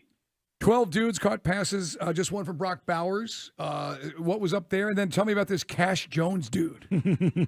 Yeah, so with Brock, you heard Kirby say it after the first game. They didn't want to use him too much. You don't need to use your Ferrari to go to the grocery store, so to speak. Georgia should be able to beat Ball State without getting Brock Bowers too involved. He did have a drop in the game that was very uncharacteristic, and he was very hard on himself after that. But I expect him to be fully ready to go and looking like the Brock Bowers of old against South Carolina this weekend. As far as Cash Jones, similar story to Mekhi Muse, a guy that earned a lot of praise this offseason for how he practiced and how he went about going through the month of August. Had a brilliant, 27-yard touchdown catch. And for a running back room that has a lot of concerns, Cash Jones is going to be a guy that's probably going to be your best pass catcher out of the running backs on this team. And he's going to fill that role for Georgia going forward, even as Dejon Edwards gets healthy and is going to play this week, even as Kendall Milton gets closer to being 100% coming off that hamstring injury. As he showed on that Carson Beck touchdown catch, he is going to be a guy, Cash Jones, that plays a certain role for this team. How big, we'll see as we get into bigger games, SEC play. But right now, he's a guy that has clearly carved out a very specific role for himself on this team. We're talking with Connor Riley from Dog Nation. Guys, make sure you follow him. Dogs 2-0. They had the big quarter, and that kind of just exploded. Right. 31-point outburst in the second period. and that put the team away. And we were talking about this, Connor. Now, as you start looking at the South Carolina game, in the offseason, I thought this would look different. And after seeing South Carolina 2 weeks in a row, and I'm like, I don't know if this is going to be the game maybe we thought it was with the dominance of what Georgia has shown here in these first 2 weeks. No, I agree with you, Carl, and I'll take it a step further. I stayed up to watch the entirety of that Auburn-Cal game. I may have been a little more invested than the usual customer out there. Cha-ching. Yep, absolutely.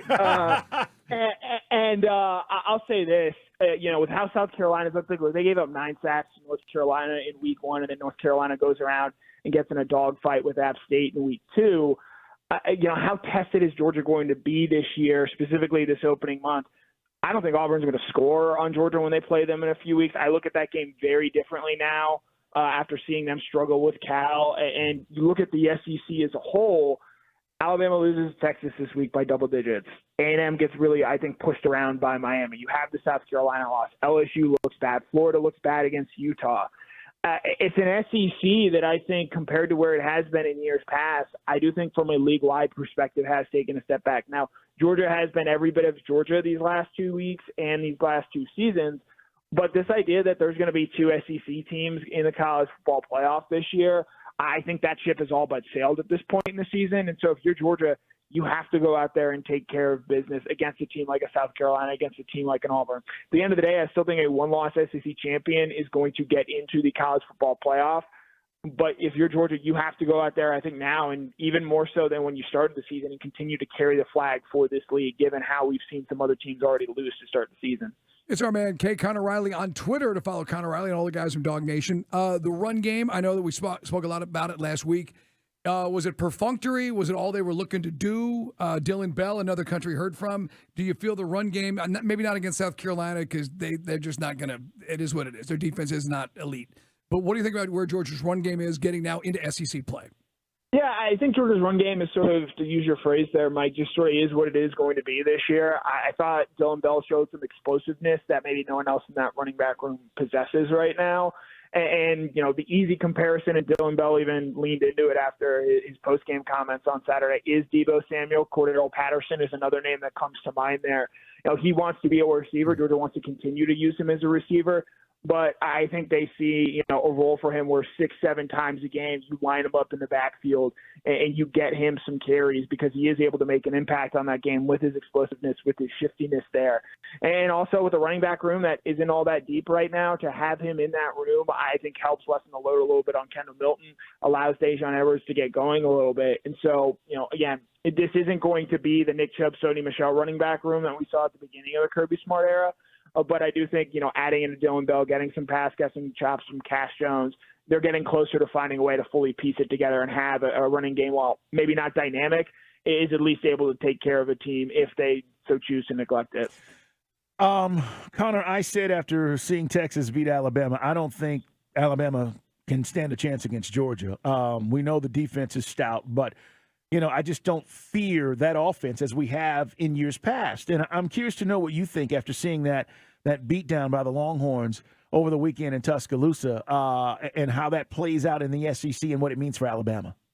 Yeah, I'm not stunned that Texas beat Alabama, but it's the way that it happened. I think 3.1 yards per carry for Alabama, which we heard all offseason they was either them or Michigan had the best offensive line in college football. They go out, they give up 5 sacks. I know people maybe want to jump on Jalen Milroe. I thought he had a very Jalen Milroe type game. Showed some nice downfield passing ability, but also had some poor turnovers that you just can't have. But Alabama got outscored 21-8 in the fourth quarter there. The last 7 minutes and 14 seconds of the game, Texas possessed the ball and really just in a way that Alabama traditionally has, just sort of sat on their chest. And to see Alabama lose a game like that at home in a big spot there, yes, this is a talented Texas team. It's a team that could certainly make the college football playoff. Alabama's season is far from over. But to see Alabama get pushed around on the lines of scrimmage the way that they did, just very uncharacteristic of them, sort of similar to that national championship game 2 years ago against Georgia. And, without a Bryce Young type player at that quarterback position, who I absolutely believe Bryce covered up a lot of, issues for Alabama last season. If they're not getting A+ quarterback play, which they didn't on Saturday, this is an Alabama team still going to win a lot of games, still very talented. Jalen Milroe can obviously continue to get better.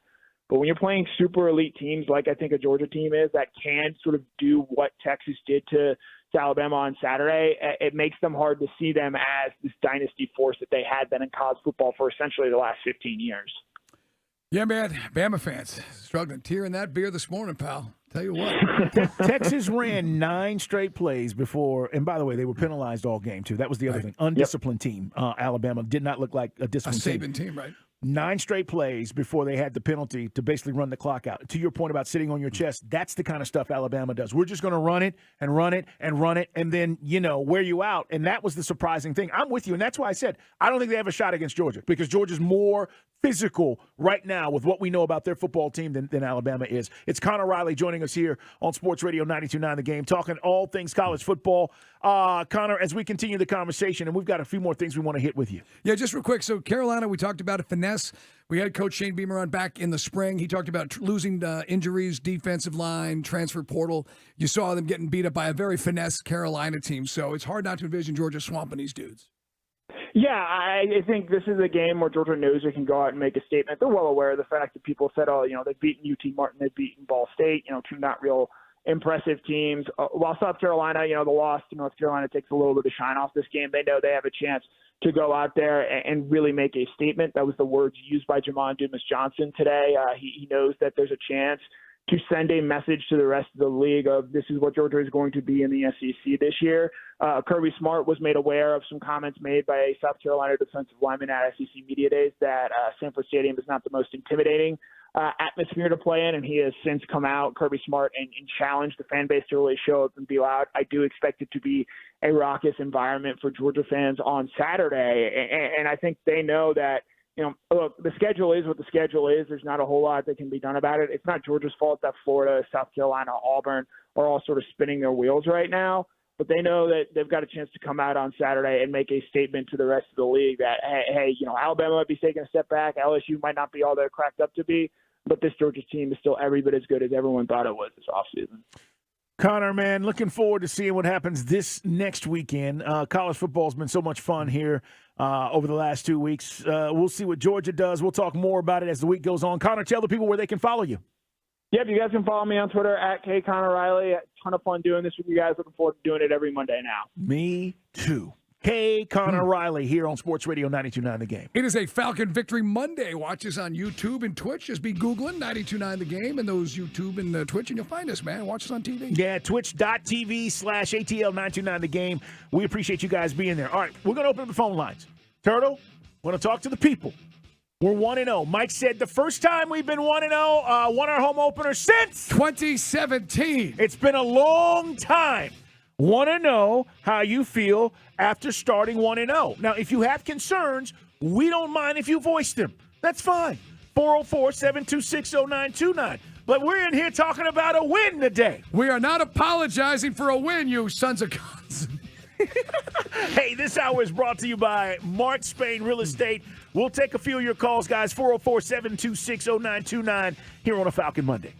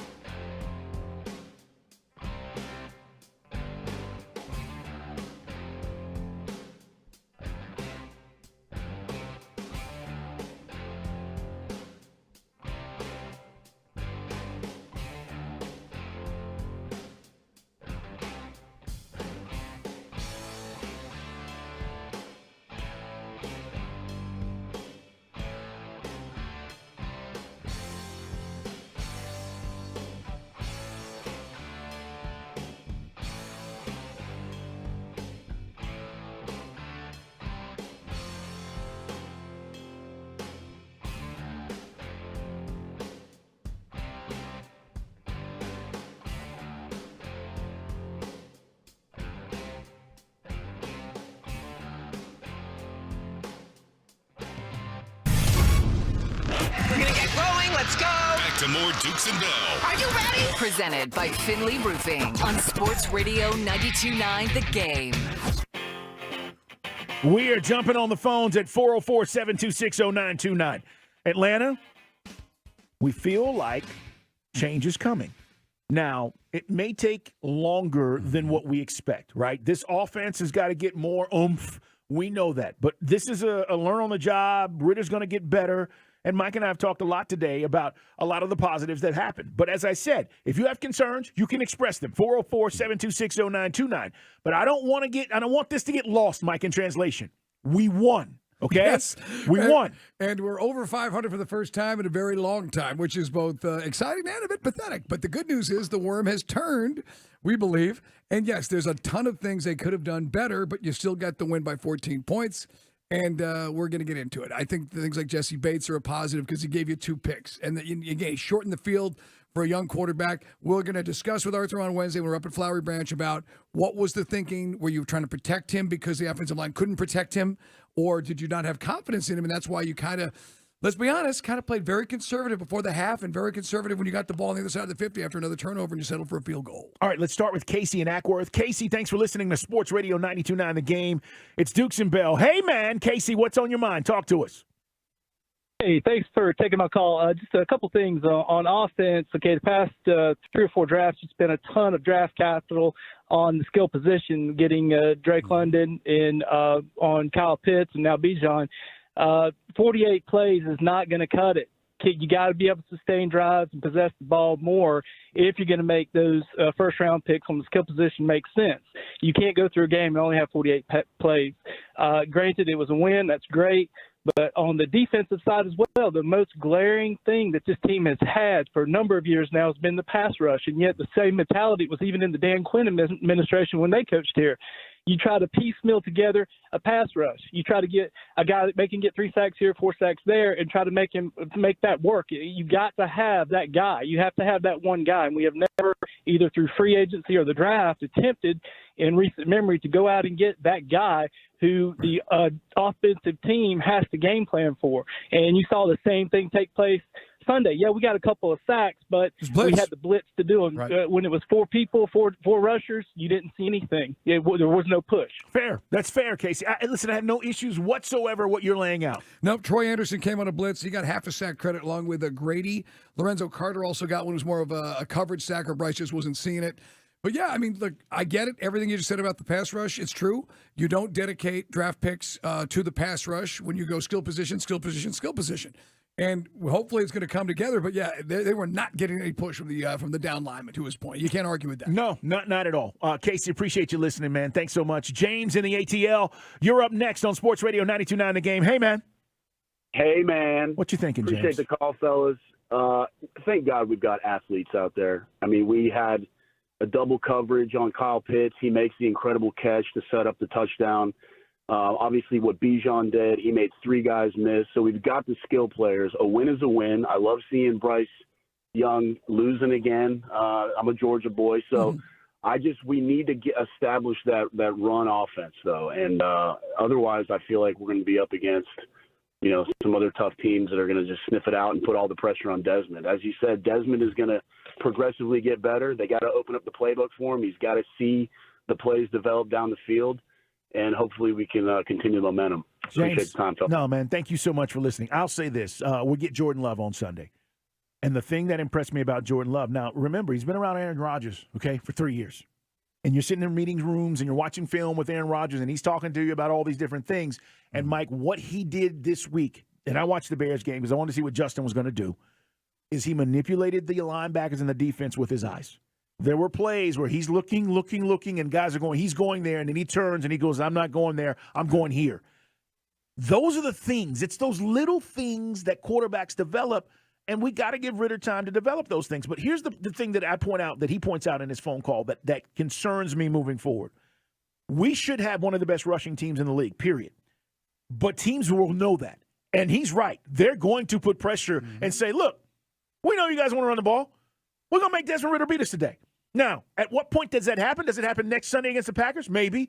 But I guarantee you by week 6, we're going to have, not us, the NFL, a book on Desmond Ridder, Mike, as to what he does and what he's doing well, and teams are going to start to put that pressure on him to make the throws. I said this to you last week, Mike. I said, let's make Bryce Young beat us.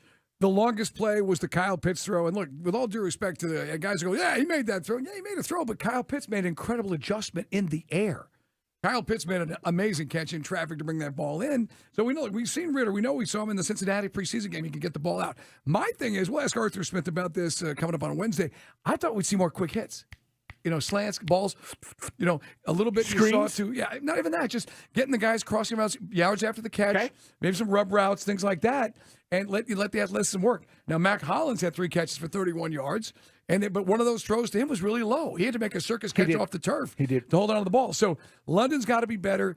And we're not making excuses. I will say this. I said the same thing. I was thinking the same thing. I was texting you during the game. It's almost like they were protecting him because the offensive line couldn't. They didn't trust the offensive line to give him 1 or 2, 3 count to get the ball down the field without getting killed. Okay, so here's my issue with that, and it's week 1. Why the heck do we pay all these guys this money then? If you feel that way, why do we pay all these guys this money? Okay? That's my issue with that. These guys are supposed to be a better offensive line than we've had, and some people consider it to be a top 10, top 7 offensive line in the NFL. Why do we pay all this money to these guys? Well, the offensive line is the same that it was last year, and McGarry, you know the limitations. That's why I always thought I wish we could have shopped around and maybe upgraded for McGarry.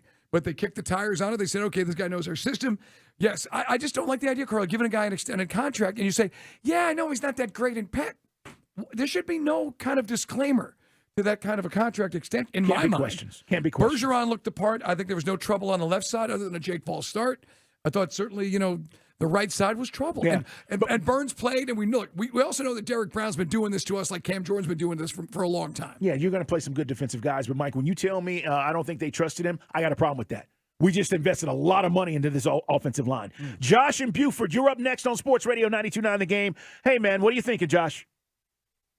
Hey, man. Hey, man. Hey, so I'm pumped. The stadium was rocking. When's the last time we won a game by 2 touchdowns? I mean, so great question. I agree with the other callers.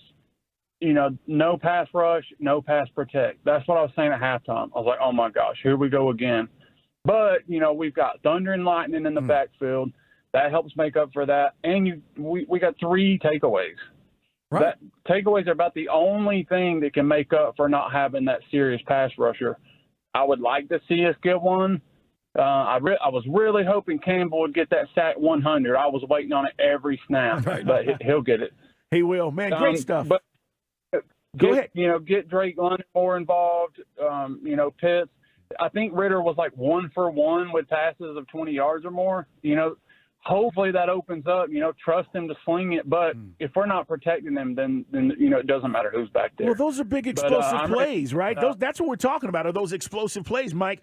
We can't make those plays without proper protection. No. And look, as we said this all last week, we didn't really care what we were going to do as far as the stats because all we want to do is get the dub.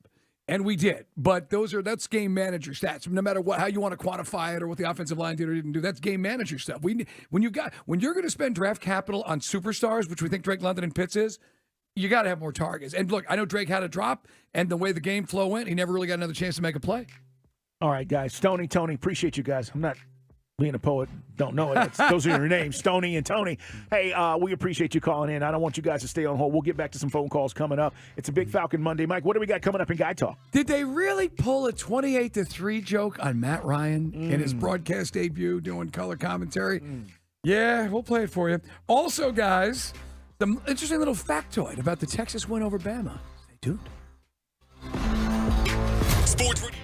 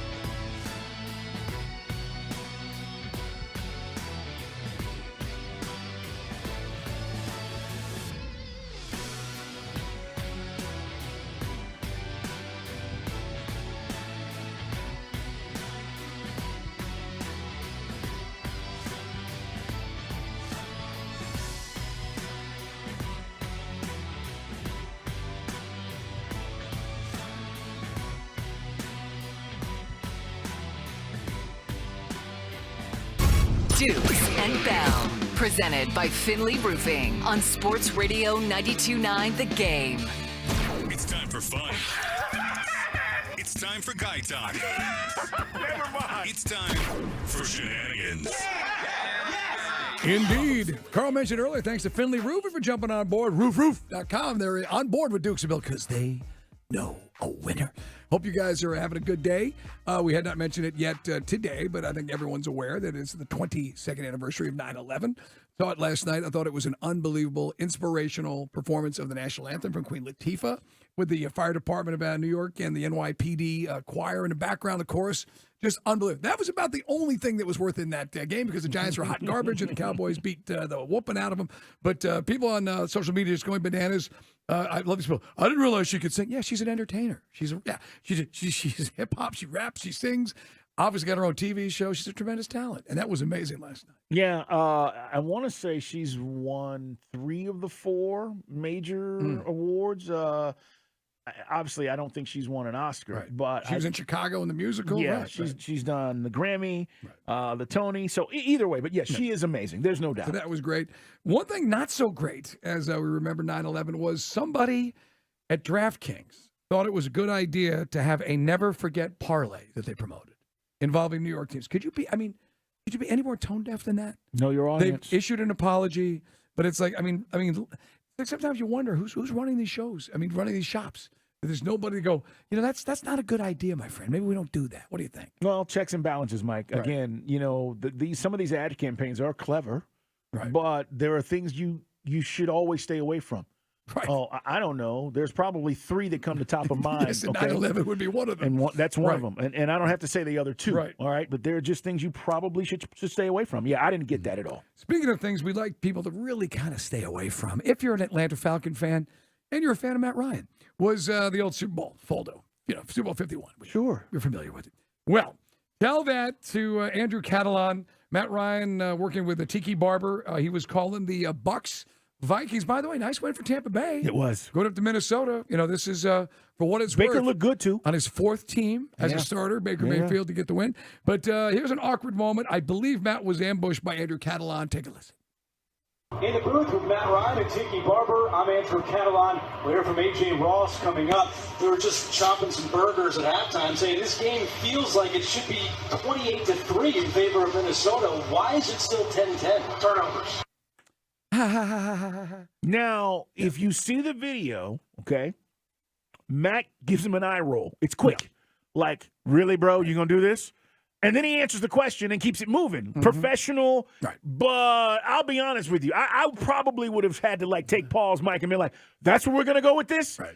Maybe they were having a conversation over burgers at halftime, but I guarantee you they weren't talking about 28-3. Yeah. I mean, it's just cheap. And, again, whether there's catalog, that'll be fun to kind of haze the rookie.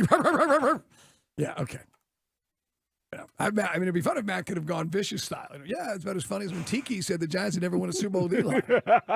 Yeah. Oops. Yeah, let's keep it here. But anyway, so Matt was a good sport, and that was just stupid. Hey, here's a little factoid. Now, real quick, before I get to the factoid, I was texting you last night, Saturday night, and obviously I was stoked for you because as a guy that went to University of Texas, what was that atmosphere like at Bryant-Denny on Saturday night? Well, listen, I think Alabama fans were shocked, number one. That was the main thing. It's just like anything, man. When Alabama, who you say this all the time, Mike, they feel like they have a birthright to win 12 or 13 games a year and be in the college football playoff. And when a team comes into your stadium and does what Texas did, which was, I think they had a non-conference win streak of 50 games or something like that. Okay, somebody was telling me. And I think it was shock and awe. It was, we're going to come back. It's going to be, and then it just got worse and worse and worse. Now, I'm not going to tell you they were leaving, but they were just like any other fan base, leaving the stadium early, right? Completely lost faith, complaining about their quarterback, calling Texas players names. We heard you. Saw that on the We sideline. heard you. Yeah. Okay? That went viral. Yeah, well, listen, be classy, Alabama. And Jerome, I want my money now that you're talking about this, Mike. There were a lot of assets or aspects to this game, but the thing is, you completely took the crowd out of it with the way that the Horns played. And man, there's so much on my mind about this, Mike. You shouldn't even let me down this road. Texas is as good as anybody in the country when it comes to recruiting, guys. It's just like anything. Putting it together. They haven't had the right coach, or they haven't given the coaches enough time. Right. Charlie Strong, gone. Tom Herman, wrong guy. You get Sark in there. He's been recruiting like crazy. But let's be honest, Mike, it still comes back down to quarterback play. And Quinn Ewers is one of the best quarterbacks in the country. Really something. Milroe, I mean, he shows you those moments of brilliance, and he does things that leave you scratching your head. Some people feeling that, again, I'm not going to say Saban's dead in the water because he can still come back and win the West and rally his troops. But you begin to wonder, that's why the quarterback controversy dragged on like it did, or a quarterback decision not dragged on as it did in Tuscaloosa. Mike, they're not as good as they were, though. No. They're not as good as they were. You know, everyone just assumes you keep replacing your assistant coaches. Yeah. I think you lose something in the transition. I think Dabo's had that problem up in Clemson. You want to hear something interesting? And again, a buddy of mine said to me, and I didn't realize this. It's Dukes and Bell. It's Guy Talk, guys. More Falcon Report and Falcons coming up here at 5.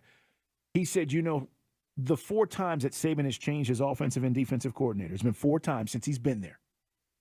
They've not won the national championship. The year that they changed new coordinators, he's not won the national championship. They may have been good, but they haven't won it. So this year, guess what happened? Change coordinators again. And it's great to see. We mentioned earlier, for guys who missed it, when we had interaction with Sark, when Steve Sarkisian was the OC, he is one of the nicest guys. Like, I know it was fun back in the day to make fun of a guy going through some really difficult times. The guy's got his life in order, and he's one of the nicest people I've met in the NFL. Yes. He's a good dude. So good for him with his signature win. Here's the factoid. Quinn Ewers becomes the latest Ohio State transfer to win in Tuscaloosa since Joe Burrow did it in 2019.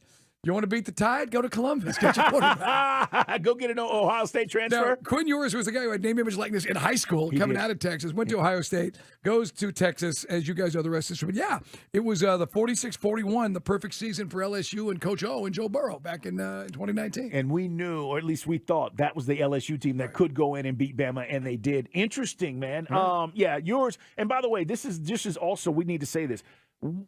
Arch Manning is there. But you see why he's not playing. It's no disrespect to Arch Manning. He's going to be great. He's going to have his 3 years if he wants it. He'll be 3 years or 2 years removed from high school if he wants to go pro his junior year, Mike. This is why he's not playing. Quinn Ewers is a better quarterback right now than Arch Manning in college. Was the marquee game. Obviously, huge numbers for Dion. Prime time. Getting that win. His son, they took it to heart. They felt Matt ruled total disrespect. It's personal. It's personal. Not business. It's personal. Hey, man, speaking of business, let's get down to business, man. I don't know about you guys. Maybe it's because of Hard Knocks and it just got the juices flowing. I've never rooted for the Jets in anything in my life. We're pulling for him tonight. Aaron Rodgers. I'm looking forward to this. It's still hanging at 2-point spread. Buffalo is a 2-point favorite coming into MetLife. Put the green bunting up and the green lights, becomes a Jets home stadium. The over-under is the interesting question. And I had Carl's wheels a-spinning during the commercial break. Did. Over-under stays right now at 44.5. So for guys who don't do math, if you had a 24-21, that would put you over. So 3 touchdowns on each side plus a field goal. I did the math. That's 45, and that gets you the over. I know these are really good defenses. Vaughn Miller's still injured. Jets have got, arguably, with Quentin Williams, one of the top 5 defensive players in the league. What do you think happens tonight?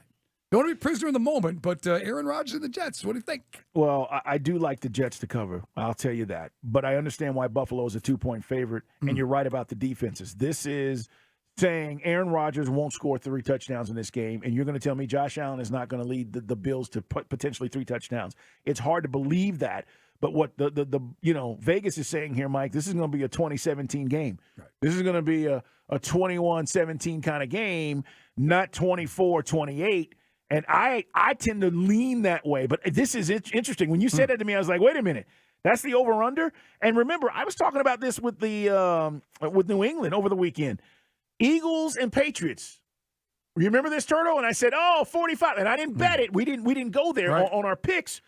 It was Eagles 25, Patriots 20. Yeah. It was 45. And Sirianni did everything in his power to give Belichick one more shot at that game. They went for it on 4th and 2 from the wrong side of the 50. They didn't get it. And some strange decisions, but you can see Mac Jones with a decent OC, a little better results. All right, so we'll see where that goes real quick. Peter Schrager from Wait a minute. Do you like the over-under? You like it? What are you doing? What's it to you? Look, by the way, all right, real quick, I know we got to catch a break. I don't know if you consider this insider trading, but I've got a good friend of a dude who I went to Florida State with. His father's a big money booster from Tampa. Some of those big money boosters get to hang at practice. Yeah. And we were talking about a letdown against Southern Miss. He goes, I got to tell you, this transfer portal, there's competition up the yin-yang. And they told Wilson, them dudes, you drop another pass, you're on the bench. They were cracking them pads at practice. I'm like, I couldn't get on the phone soon enough. Put me on the board. I took FSU. I took the over. I took the spread. So I redeemed myself, at least personally, financially, after that loss of Kansas City to the Lions. Hey, hats off to everybody at Mercedes-Benz. From Young Jeezy doing a pop-up performance during a TV timeout was great. The swag surfing was killer. Andrew Jones was there. Jermaine Dupri was there. When Atlanta's cooking, as I turned to the brother from Charlotte who was sitting 2 seats down from me, I go, you don't really get this in Charlotte, do you? When Atlanta's cooking, it's the things we love about the A that make us the coolest town in the country. It is. It's a different vibe, and we set the trends, guys. Great job. Coming up, we're going to hear from Desmond Ridder. What did he say to Arch after the game? Coach's show at 6 tonight, and the player segment is A.J. Terrell. It's all on the way on Sports Radio 92.9 The Game. A reminder, this hour is brought to you by Mark Spain Real Estate.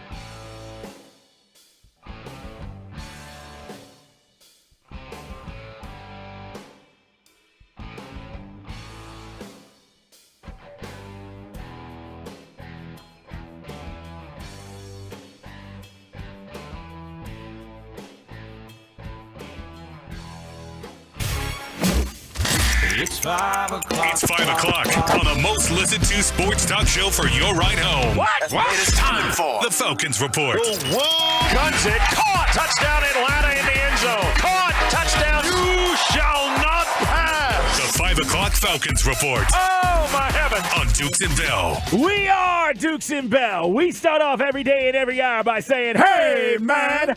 Falcons are 1-0, and yes, we are happy about it. Mike said it. We are not going to apologize for being 1-0, nor should we after the seasons we've had and the starts we've had here over the last 5 years.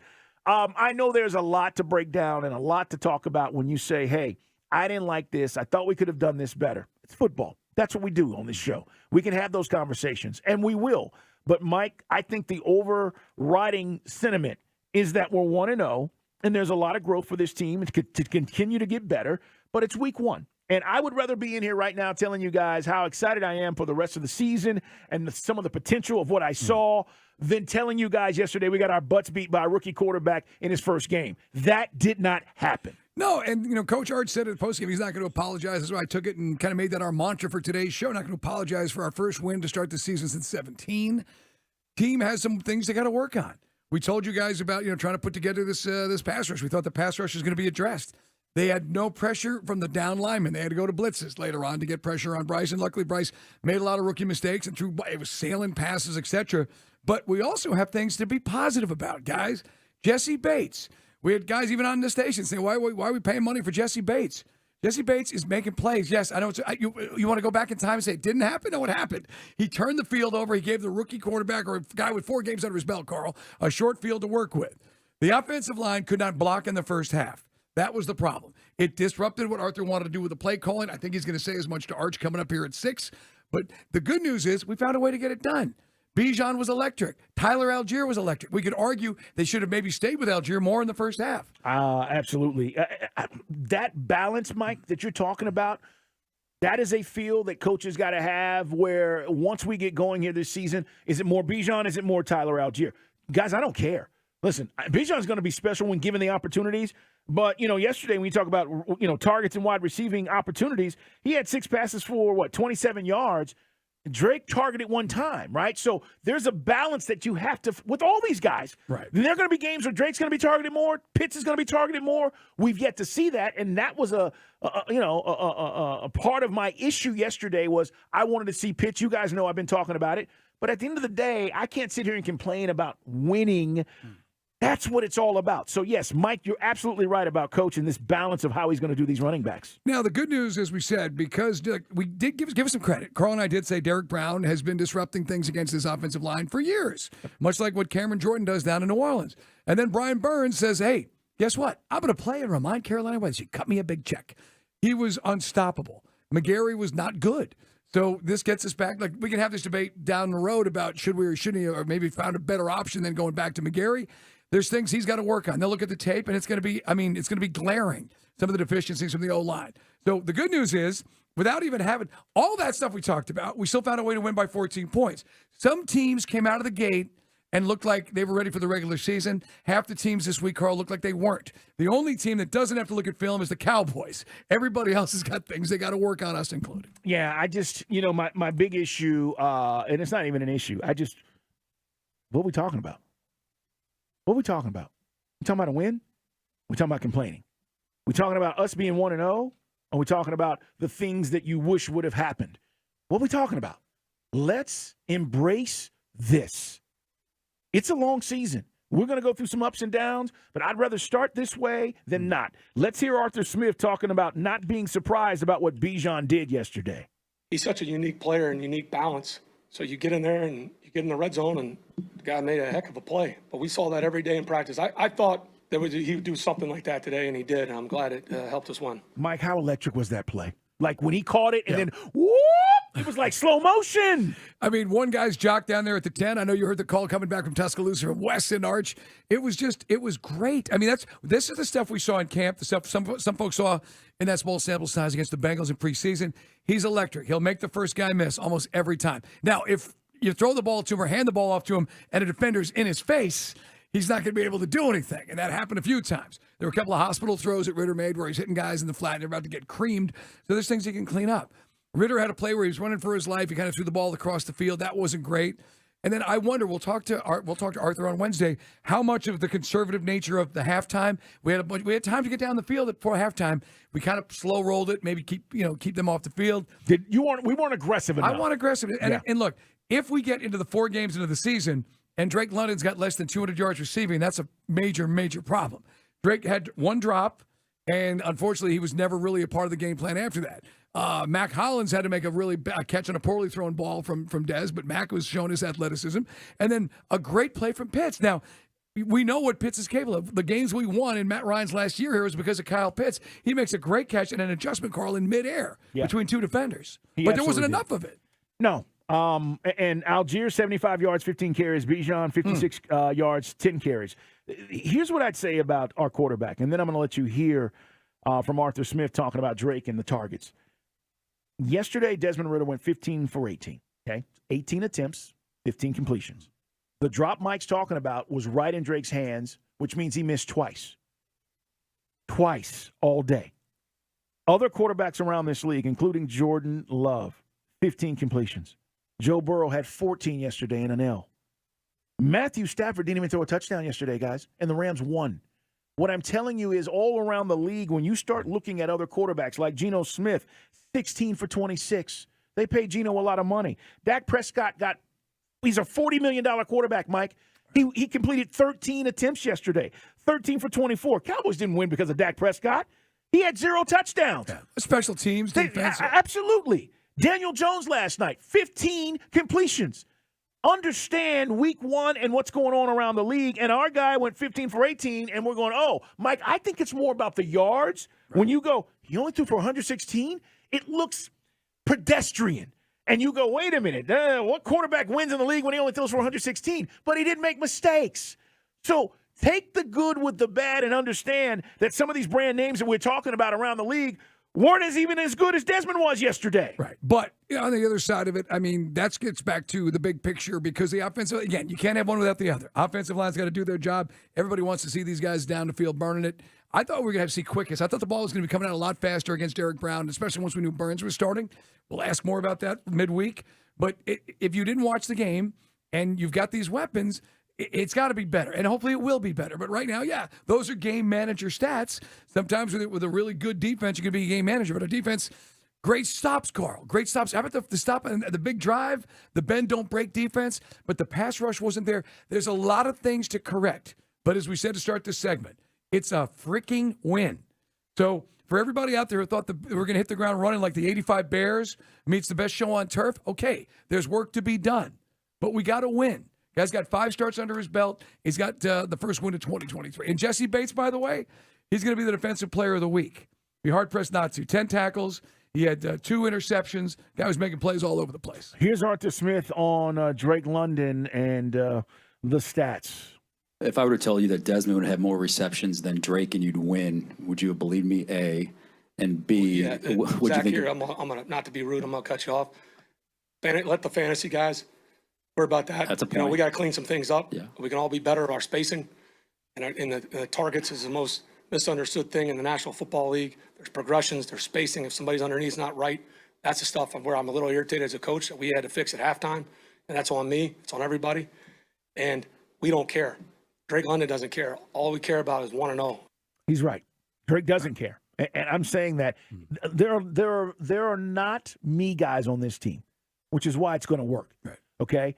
There are a lot of guys on this team that would love to obviously have 10 balls and 2 touchdowns, but at the end of the day, it is about the team winning. And I said this, there are going to be games, Mike, where Drake's going to have big games, but that was Coach's explanation as to the targets. Do you buy it? Well, he was a little hot right there, but it's not a surface narrative when a guy you draft in the top 10 has no catches.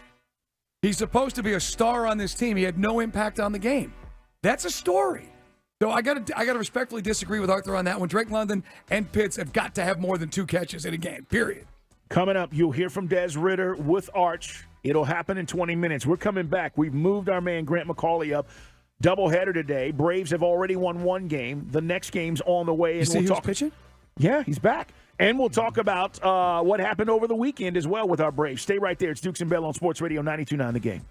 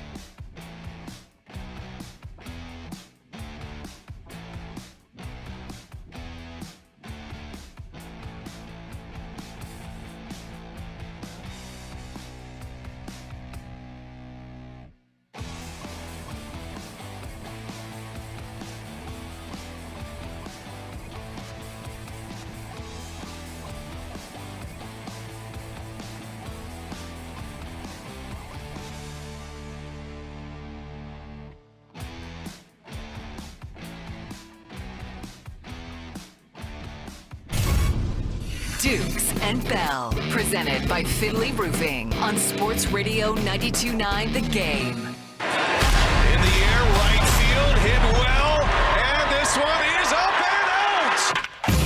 It's time for Around the Yard with your 2021 World Series champion Atlanta Braves. On Dukes and Bell, Sports Radio 92.9 The Game. Let's talk some Braves with our man Grant McCauley, and you will hear Desmond Ritter after the game yesterday coming up here in less than 10 minutes. Grant, first and foremost today, got a little crazy up in Philly. A lot of people were pointing to Ozzie, and then, of course, Harper comes up, ties the game up. We luckily win in extra innings, but what did you make of today's contest? Yeah, I mean, these are the kind of games that you can run into at Citizens Bank Park. So I think that for the Braves, going into a doubleheader in which you knew who was starting game one, you're trying to come up with a plan for game two. You probably didn't want to go through all your relievers here in the first contest, but you also want to win this baseball game. I feel like that was the number one thing. You know, Ozzie's had a couple of these plays here, especially recently, where, you know, folks have looked at it and thought, well, you know, he's not having the same kind of year that he's had defensively in the past. And, you know, maybe that's true based on some of those metrics, but he's still a guy that you want out there with this team. You're not looking for ways to platoon him. You're not looking for ways to take him out early, those kinds of things, because I think that Ozzie, he brings a certain value that goes just simply beyond just being in the lineup and compiling stats for you on a given basis. But putting all that aside, Braves offense was relentless. They continued to show the power when they needed to. They came up with the big hits. They got some off the bench from Kevin Pillar against our old friend Jose Alvarado, who has made I think, quite a habit out of making life difficult on the Braves the last couple of years. So it all added up to a win, and I felt like Charlie Morton was really able to grind through and make something of this start, which could have gone sideways, which I guess is really the theme for the whole game. Right. They were up 8-4 after the two big three innings in the fifth and the sixth. A crazy day for, again, Ronald Acuna. A typical Ronald tape measure shot like a rocket. He also had one where he lost it in the sun, but it was amazing, I thought, Grant, because he picks up the ball and then guns down the guy at home by about 2 paces. He was trying to score from second.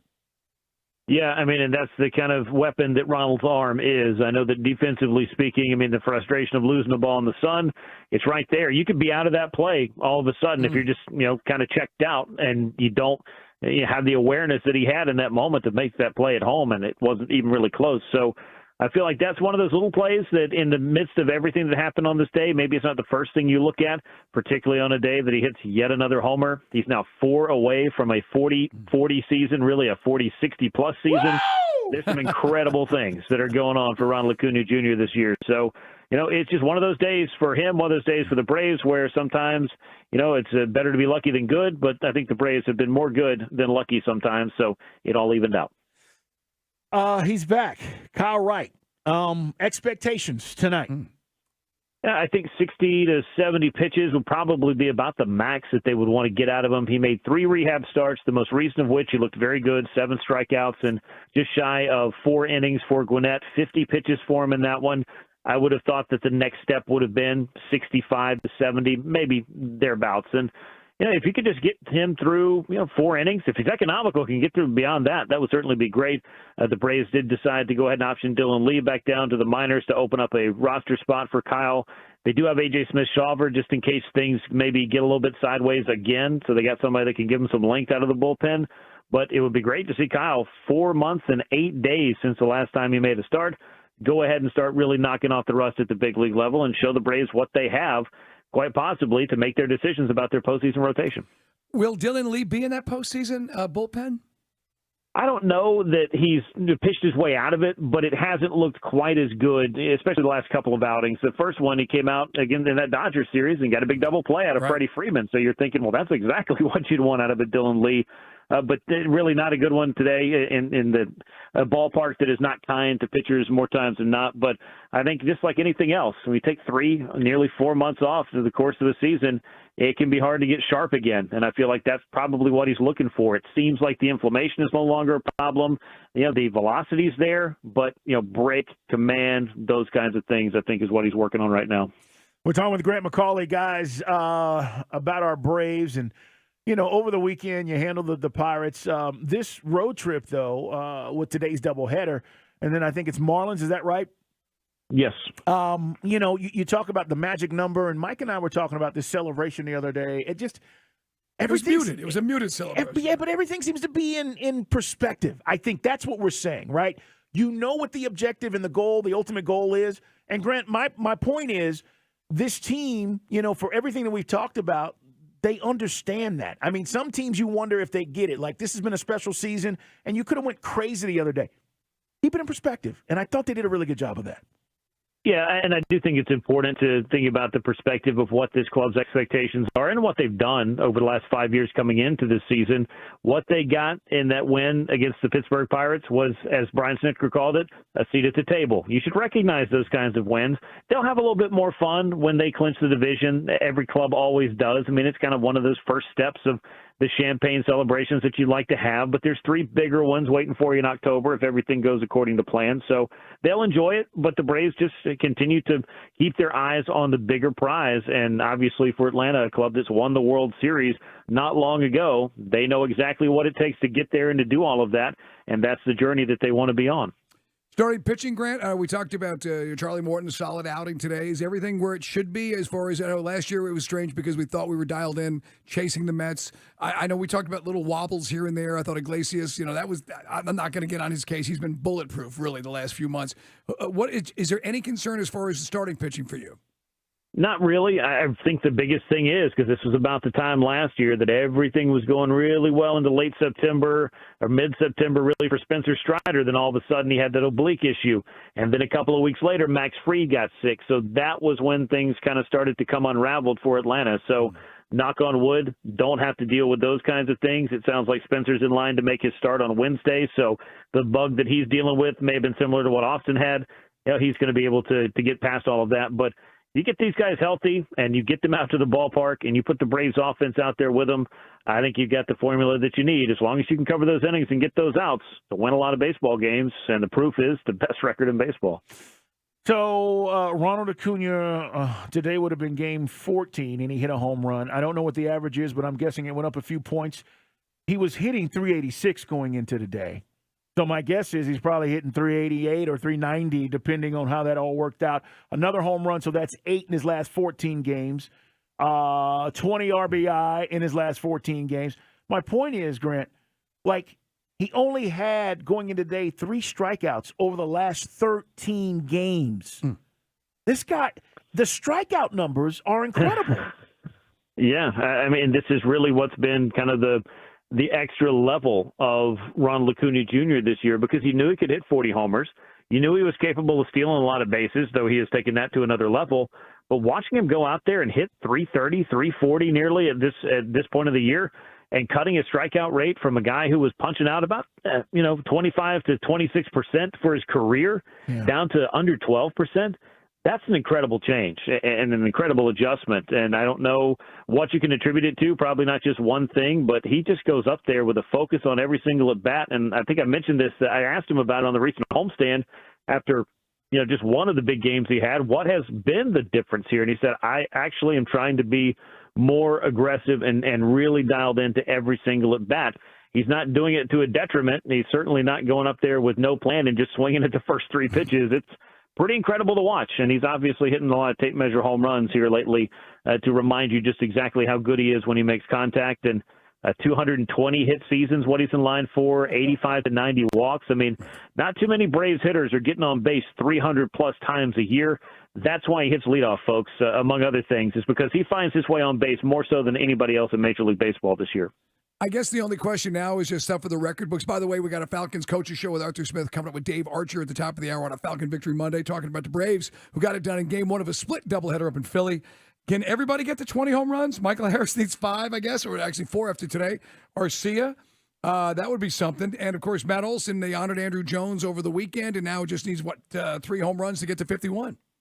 Yeah, I mean, there's a lot of home run history this club can make, keeping in mind that they're, about 30 or so home runs now away from the Minnesota Twins for the most ever in a season by any club in Major League Baseball. Twins hit 307 back in 2019. That feels like it's attainable for the Braves. Matt Olson, just named National League Player of the Week, hit 4 home runs a week ago. Talked a little bit to Andrew Jones, who said, look, when they got Matt Olson, I kind of felt like this would be the guy that would hit 50 and maybe break this record. So he's cheering for him. And I think that's a pretty cool little thing to throw in there. But The Braves already have, 10 guys in double-digit home runs. Michael Harris hit his 15th today. That gives them 9 with 15 or more, which is a major league record. And they've got a chance with Harris and with Orlando Arcia to get a couple more up to that 20, and that would be pretty impressive. But you don't need me to tell you that the Braves offense has been pretty impressive when it comes to home runs this year. You've probably seen it a time or three. Yeah, totally agree. Hey, Grant, great job as always, man. We'll see what happens tonight. We got a doubleheader, guys, so the second game up there in Philly, and then we'll talk about the rest of this series with Grant starting tomorrow. Thanks again, Grant, for stopping by. Thanks, guys. All right, guys, it's Dukes and Bell, Sports Radio 92.9 The Game. You will hear Desmond Ritter with Arch right after the game, exclusively here on Sports Radio 92.9 The Game. Every week, we'll hear what he had to say about the start of the game. Mike, you said it. The way the game started, batted ball, and you're like, oh, no. It was literally, after everything we said last week building up to this, it was about as inauspicious a start as you could get. But the good news is they found a way, they got it done. All right, Dez on the way, and we'll continue to talk about what we liked about yesterday's win. And then you're going to get the Coach's Show at 6 o'clock. It's Dukes and Bell on Sports Radio 92.9 The Game and Odyssey.com.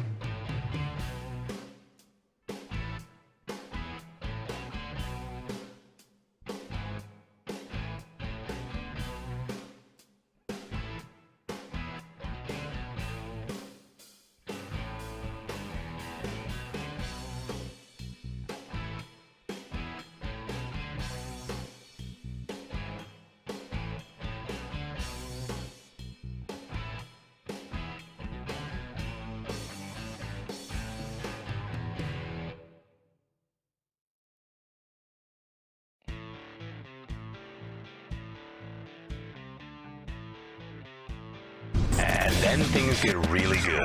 Back to more Dukes and Bell, presented by Finley Roofing. Let's go, baby! Let's go! On Sports Radio 92.9 The Game. The Strong Arm Story of the Day is brought to you by John Foyd Associates Personal Injury Law. We're talking about my quarterback. Mike, would you stop with this game? He won the game yesterday. Yes, we won, and I'm excited about that. And I was there, and it was great, and the place was popping. It was a great vibe. Because, you want to see your stars get involved. That's why you drafted them. But, hey, guess what? They got time to fix it, and we still got the dub. We got the W. We did. But it was game manager type stuff. Let's hear from Desmond Ridder. He was with Dave Archer after the game. Guys, you'll hear it every week exclusively right here on Sports Radio 92.9 The Game. We were all curious to know what he had to say about the slow start and all the things that happened yesterday. This is the Falcons Quarterback Report. Brought to you by Jim Ellis Key of Kennesaw, where you can always expect the best. On Sports Radio 92.9 The Game. Des, you and I were just talking before we came on. Kind of a strange game. It was tough to get any kind of rhythm going offensively. Talk about kind of a rough start.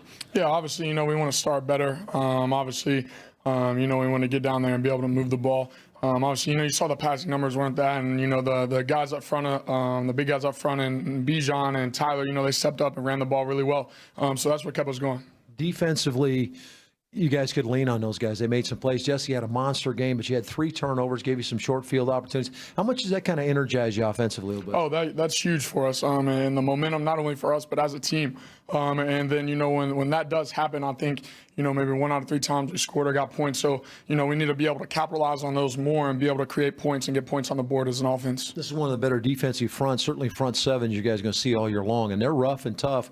It's kind of a strength-on-strength scenario there. Tell me about your running backs and the way the offensive line came off the ball. Yeah, like I said, they came off the ball fast, hard, with speed, just how, we like it every single week. And, they did a great job up front of just pushing, moving the line of scrimmage. And so, when you got 2 good backs like Bijan and Tyler, and then obviously when CP, when he comes back, that's where the force is to be. You got some guys out there that have big wingspans, that are big receivers, that are fun targets to throw the football to, and it paid dividends for you there late in the game. Mack makes a really good catch for you on the speed out, and then Kyle makes an unbelievable adjustment on that corner route.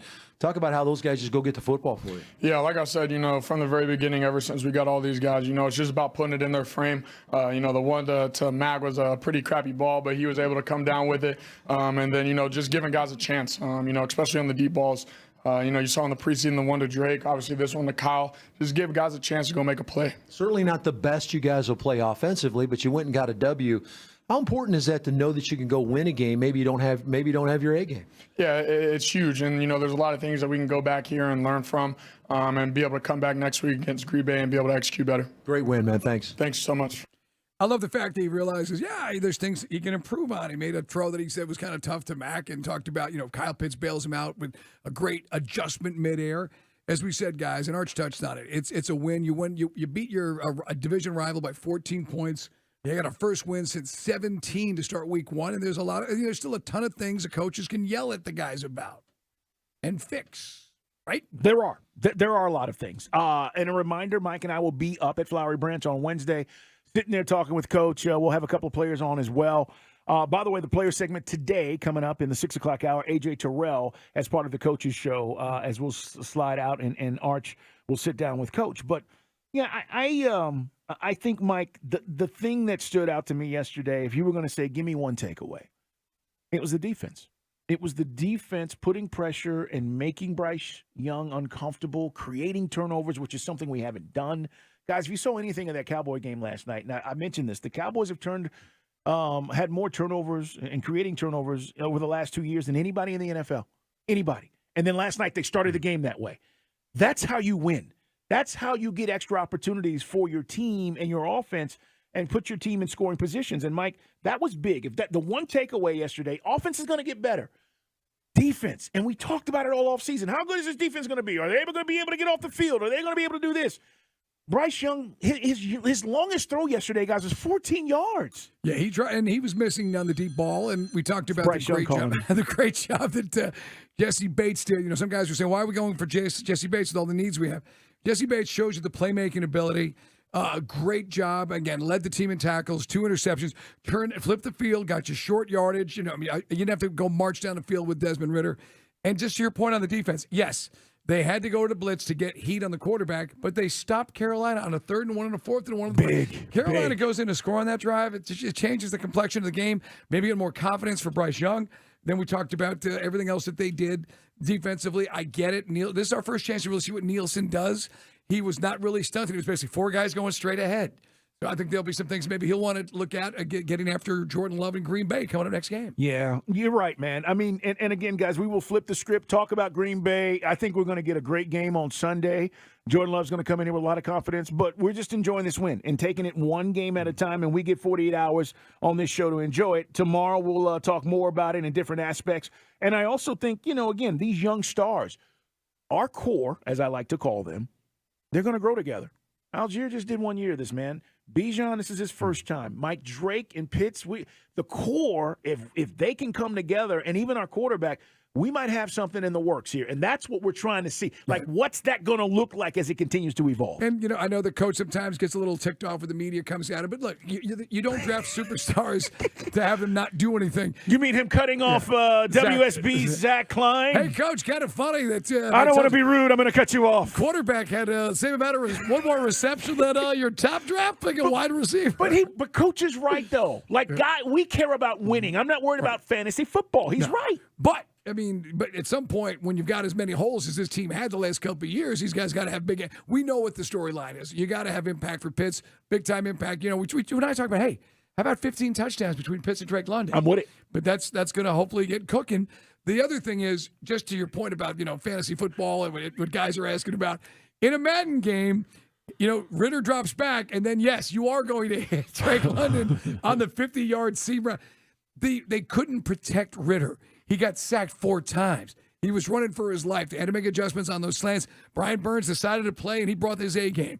McGarry struggled. So whether that was why the play calling got conservative before halftime, got conservative when we went for a field goal, because the coach thought the quarterback was going to get creamed. You didn't have 1,001, 1,002. That's why I thought quick slants, quick hits. We'll ask Coach Arthur about that on Wednesday. All right, guys. Follow us, by the way. Mike Bell, ATL. I'm going to put him up. See Dukes. Coming up, we got the Coaches Show. And a reminder, this hour has been brought to you by All Four Seasons Garage and Entry Doors. Also, as we talk about the NFL, again, Mike, we've got the Monday night game. Turtles got the crossover tonight. Buffalo at New York. Mike said it. We're juiced about the game just because of the buildup and the hype. 7:30 pregame. Kicks at 8:15 right here on Sports Radio 92.9 The Game. We have all of the NFL games, guys. We are your home for the NFL along with the Falcons. So we're carrying that game tonight, and we'll be back, obviously, on Thursday with Minnesota at Philly, which I think is going to be another good one. Every week we'll have those games for you.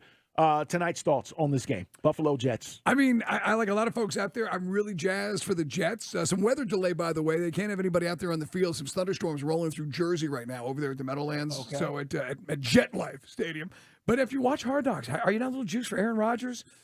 See what he can put together. Buffalo is a 2-point favorite. Von Miller is still injured. Over-under, by the way, still hanging there at 44.5. 45. 24-21 gets you the over, by the way. I'm just excited. This is one of those games. I know by the end of the season you might be sick of watching the Jets because Aaron Rodgers is going to get every national game. But this is one for Monday Night Football I'm juiced to see. Really am. Yeah, I like the Jets. We'll see where it goes. I do think it'll be a close game. Listen, Buffalo's no slouch. And they know all the talk about the Jets. They're going to come out and they don't give them their best shot tonight. One of the things coming out of Buffalo this week is, and this was coming from the guys, Diggs was kind of, whatever that was, that soap opera earlier, is that Josh Allen has apparently redoubled his efforts, refocused, more energy, a little more edge to Josh, which maybe they realize that you and I have spoken about with a couple of our NFL experts. Their window is closing. Yeah. You got a certain amount of time when we got the crew to go get it done. I agree. It should be interesting tonight. All right, Day, let's get out of here, man. We got to clear our throat. Dukes and Bell are wrapping up another show, so it's time for Let me clear my throat. On Sports Radio 92.9, The Game. Hey, tomorrow, James Palmer, NFL Network's going to join us. We'll talk to the voice of our Atlanta Falcons, Wes Durham's going to join us. Grant will be back. We're chasing it down. A couple of more guests as well. Big show tomorrow at 2 o'clock. Hey, Day, thanks for being here again. And also Big Bo for running the board. Our engineers, Turtle, our executive producer. We are done early. If you're tuning in and going, wait a minute, guys. We're back tomorrow, 2 o'clock, full show. But on Mondays, we will hear from Coach. Coach Art. And this is the first Monday that starts. And, Mike, we're talking about a win. Can't wait to hear what he has to say. And the player segment is A.J. Terrell. And first time for Coach Arthur Smith as Falcon coach to start the season with a dub. That's true. Last 2 years. Right. Yeah, 0-2. Hey, man, stay tuned. That's all coming your way. And then Buffalo at New York tonight. We'll be talking about that tomorrow as well. And we'll start to talk a little bit more about what's coming up this weekend. Hey, thanks to Connor Riley for stopping by today. Great job talking about the Dogs. And we'll get more into college football tomorrow, Mike. Coaches polls and all that will be out, so we'll get into all of that. Mike, let's get out of here, man. Clear your throat. Hey, man, just mentioned Monday Night Football. Did you know that with the broadcast tonight, how about this? Joe Buck and Troy Aikman have now been together for 22 years. Wow. Surpassing John Madden and Pat Summerall No as way. the all-time longest professional football network broadcast team. Did not realize Yeah, it. me neither. Started Fox, obviously made the segue to ESPN. Got the Manning cast. I got to be honest. If the game is close, I'm sticking with Joe and Troy. If it's a laugher, you switch over to the Mannings. But how about that? Surpassing what was considered the gold standard in broadcasting. I'm Joe. He's Troy tonight on ESPN. Hey, Jets, no more excuses. 0. You've got Dalvin Cook, Alan Lazard, Randall Cobb, Garrett Wilson, McCole Hardman, Aaron Rodgers. You want me to go on and on? I could name 9 guys on the defense. You've got all that you need. I want to see how this starts because how it finishes is what matters, Mike. And if they don't go to the Super Bowl, this is going to be a season that nobody will be wanting to talk about. And it starts tonight. Yeah. Hey, man, if you love the show, You tell your friends. congratulations, Falcons, on your win, by the way. Right on. If you don't, You started Drake London on your fantasy team. that's cold. Sports Radio 92.9 The Game.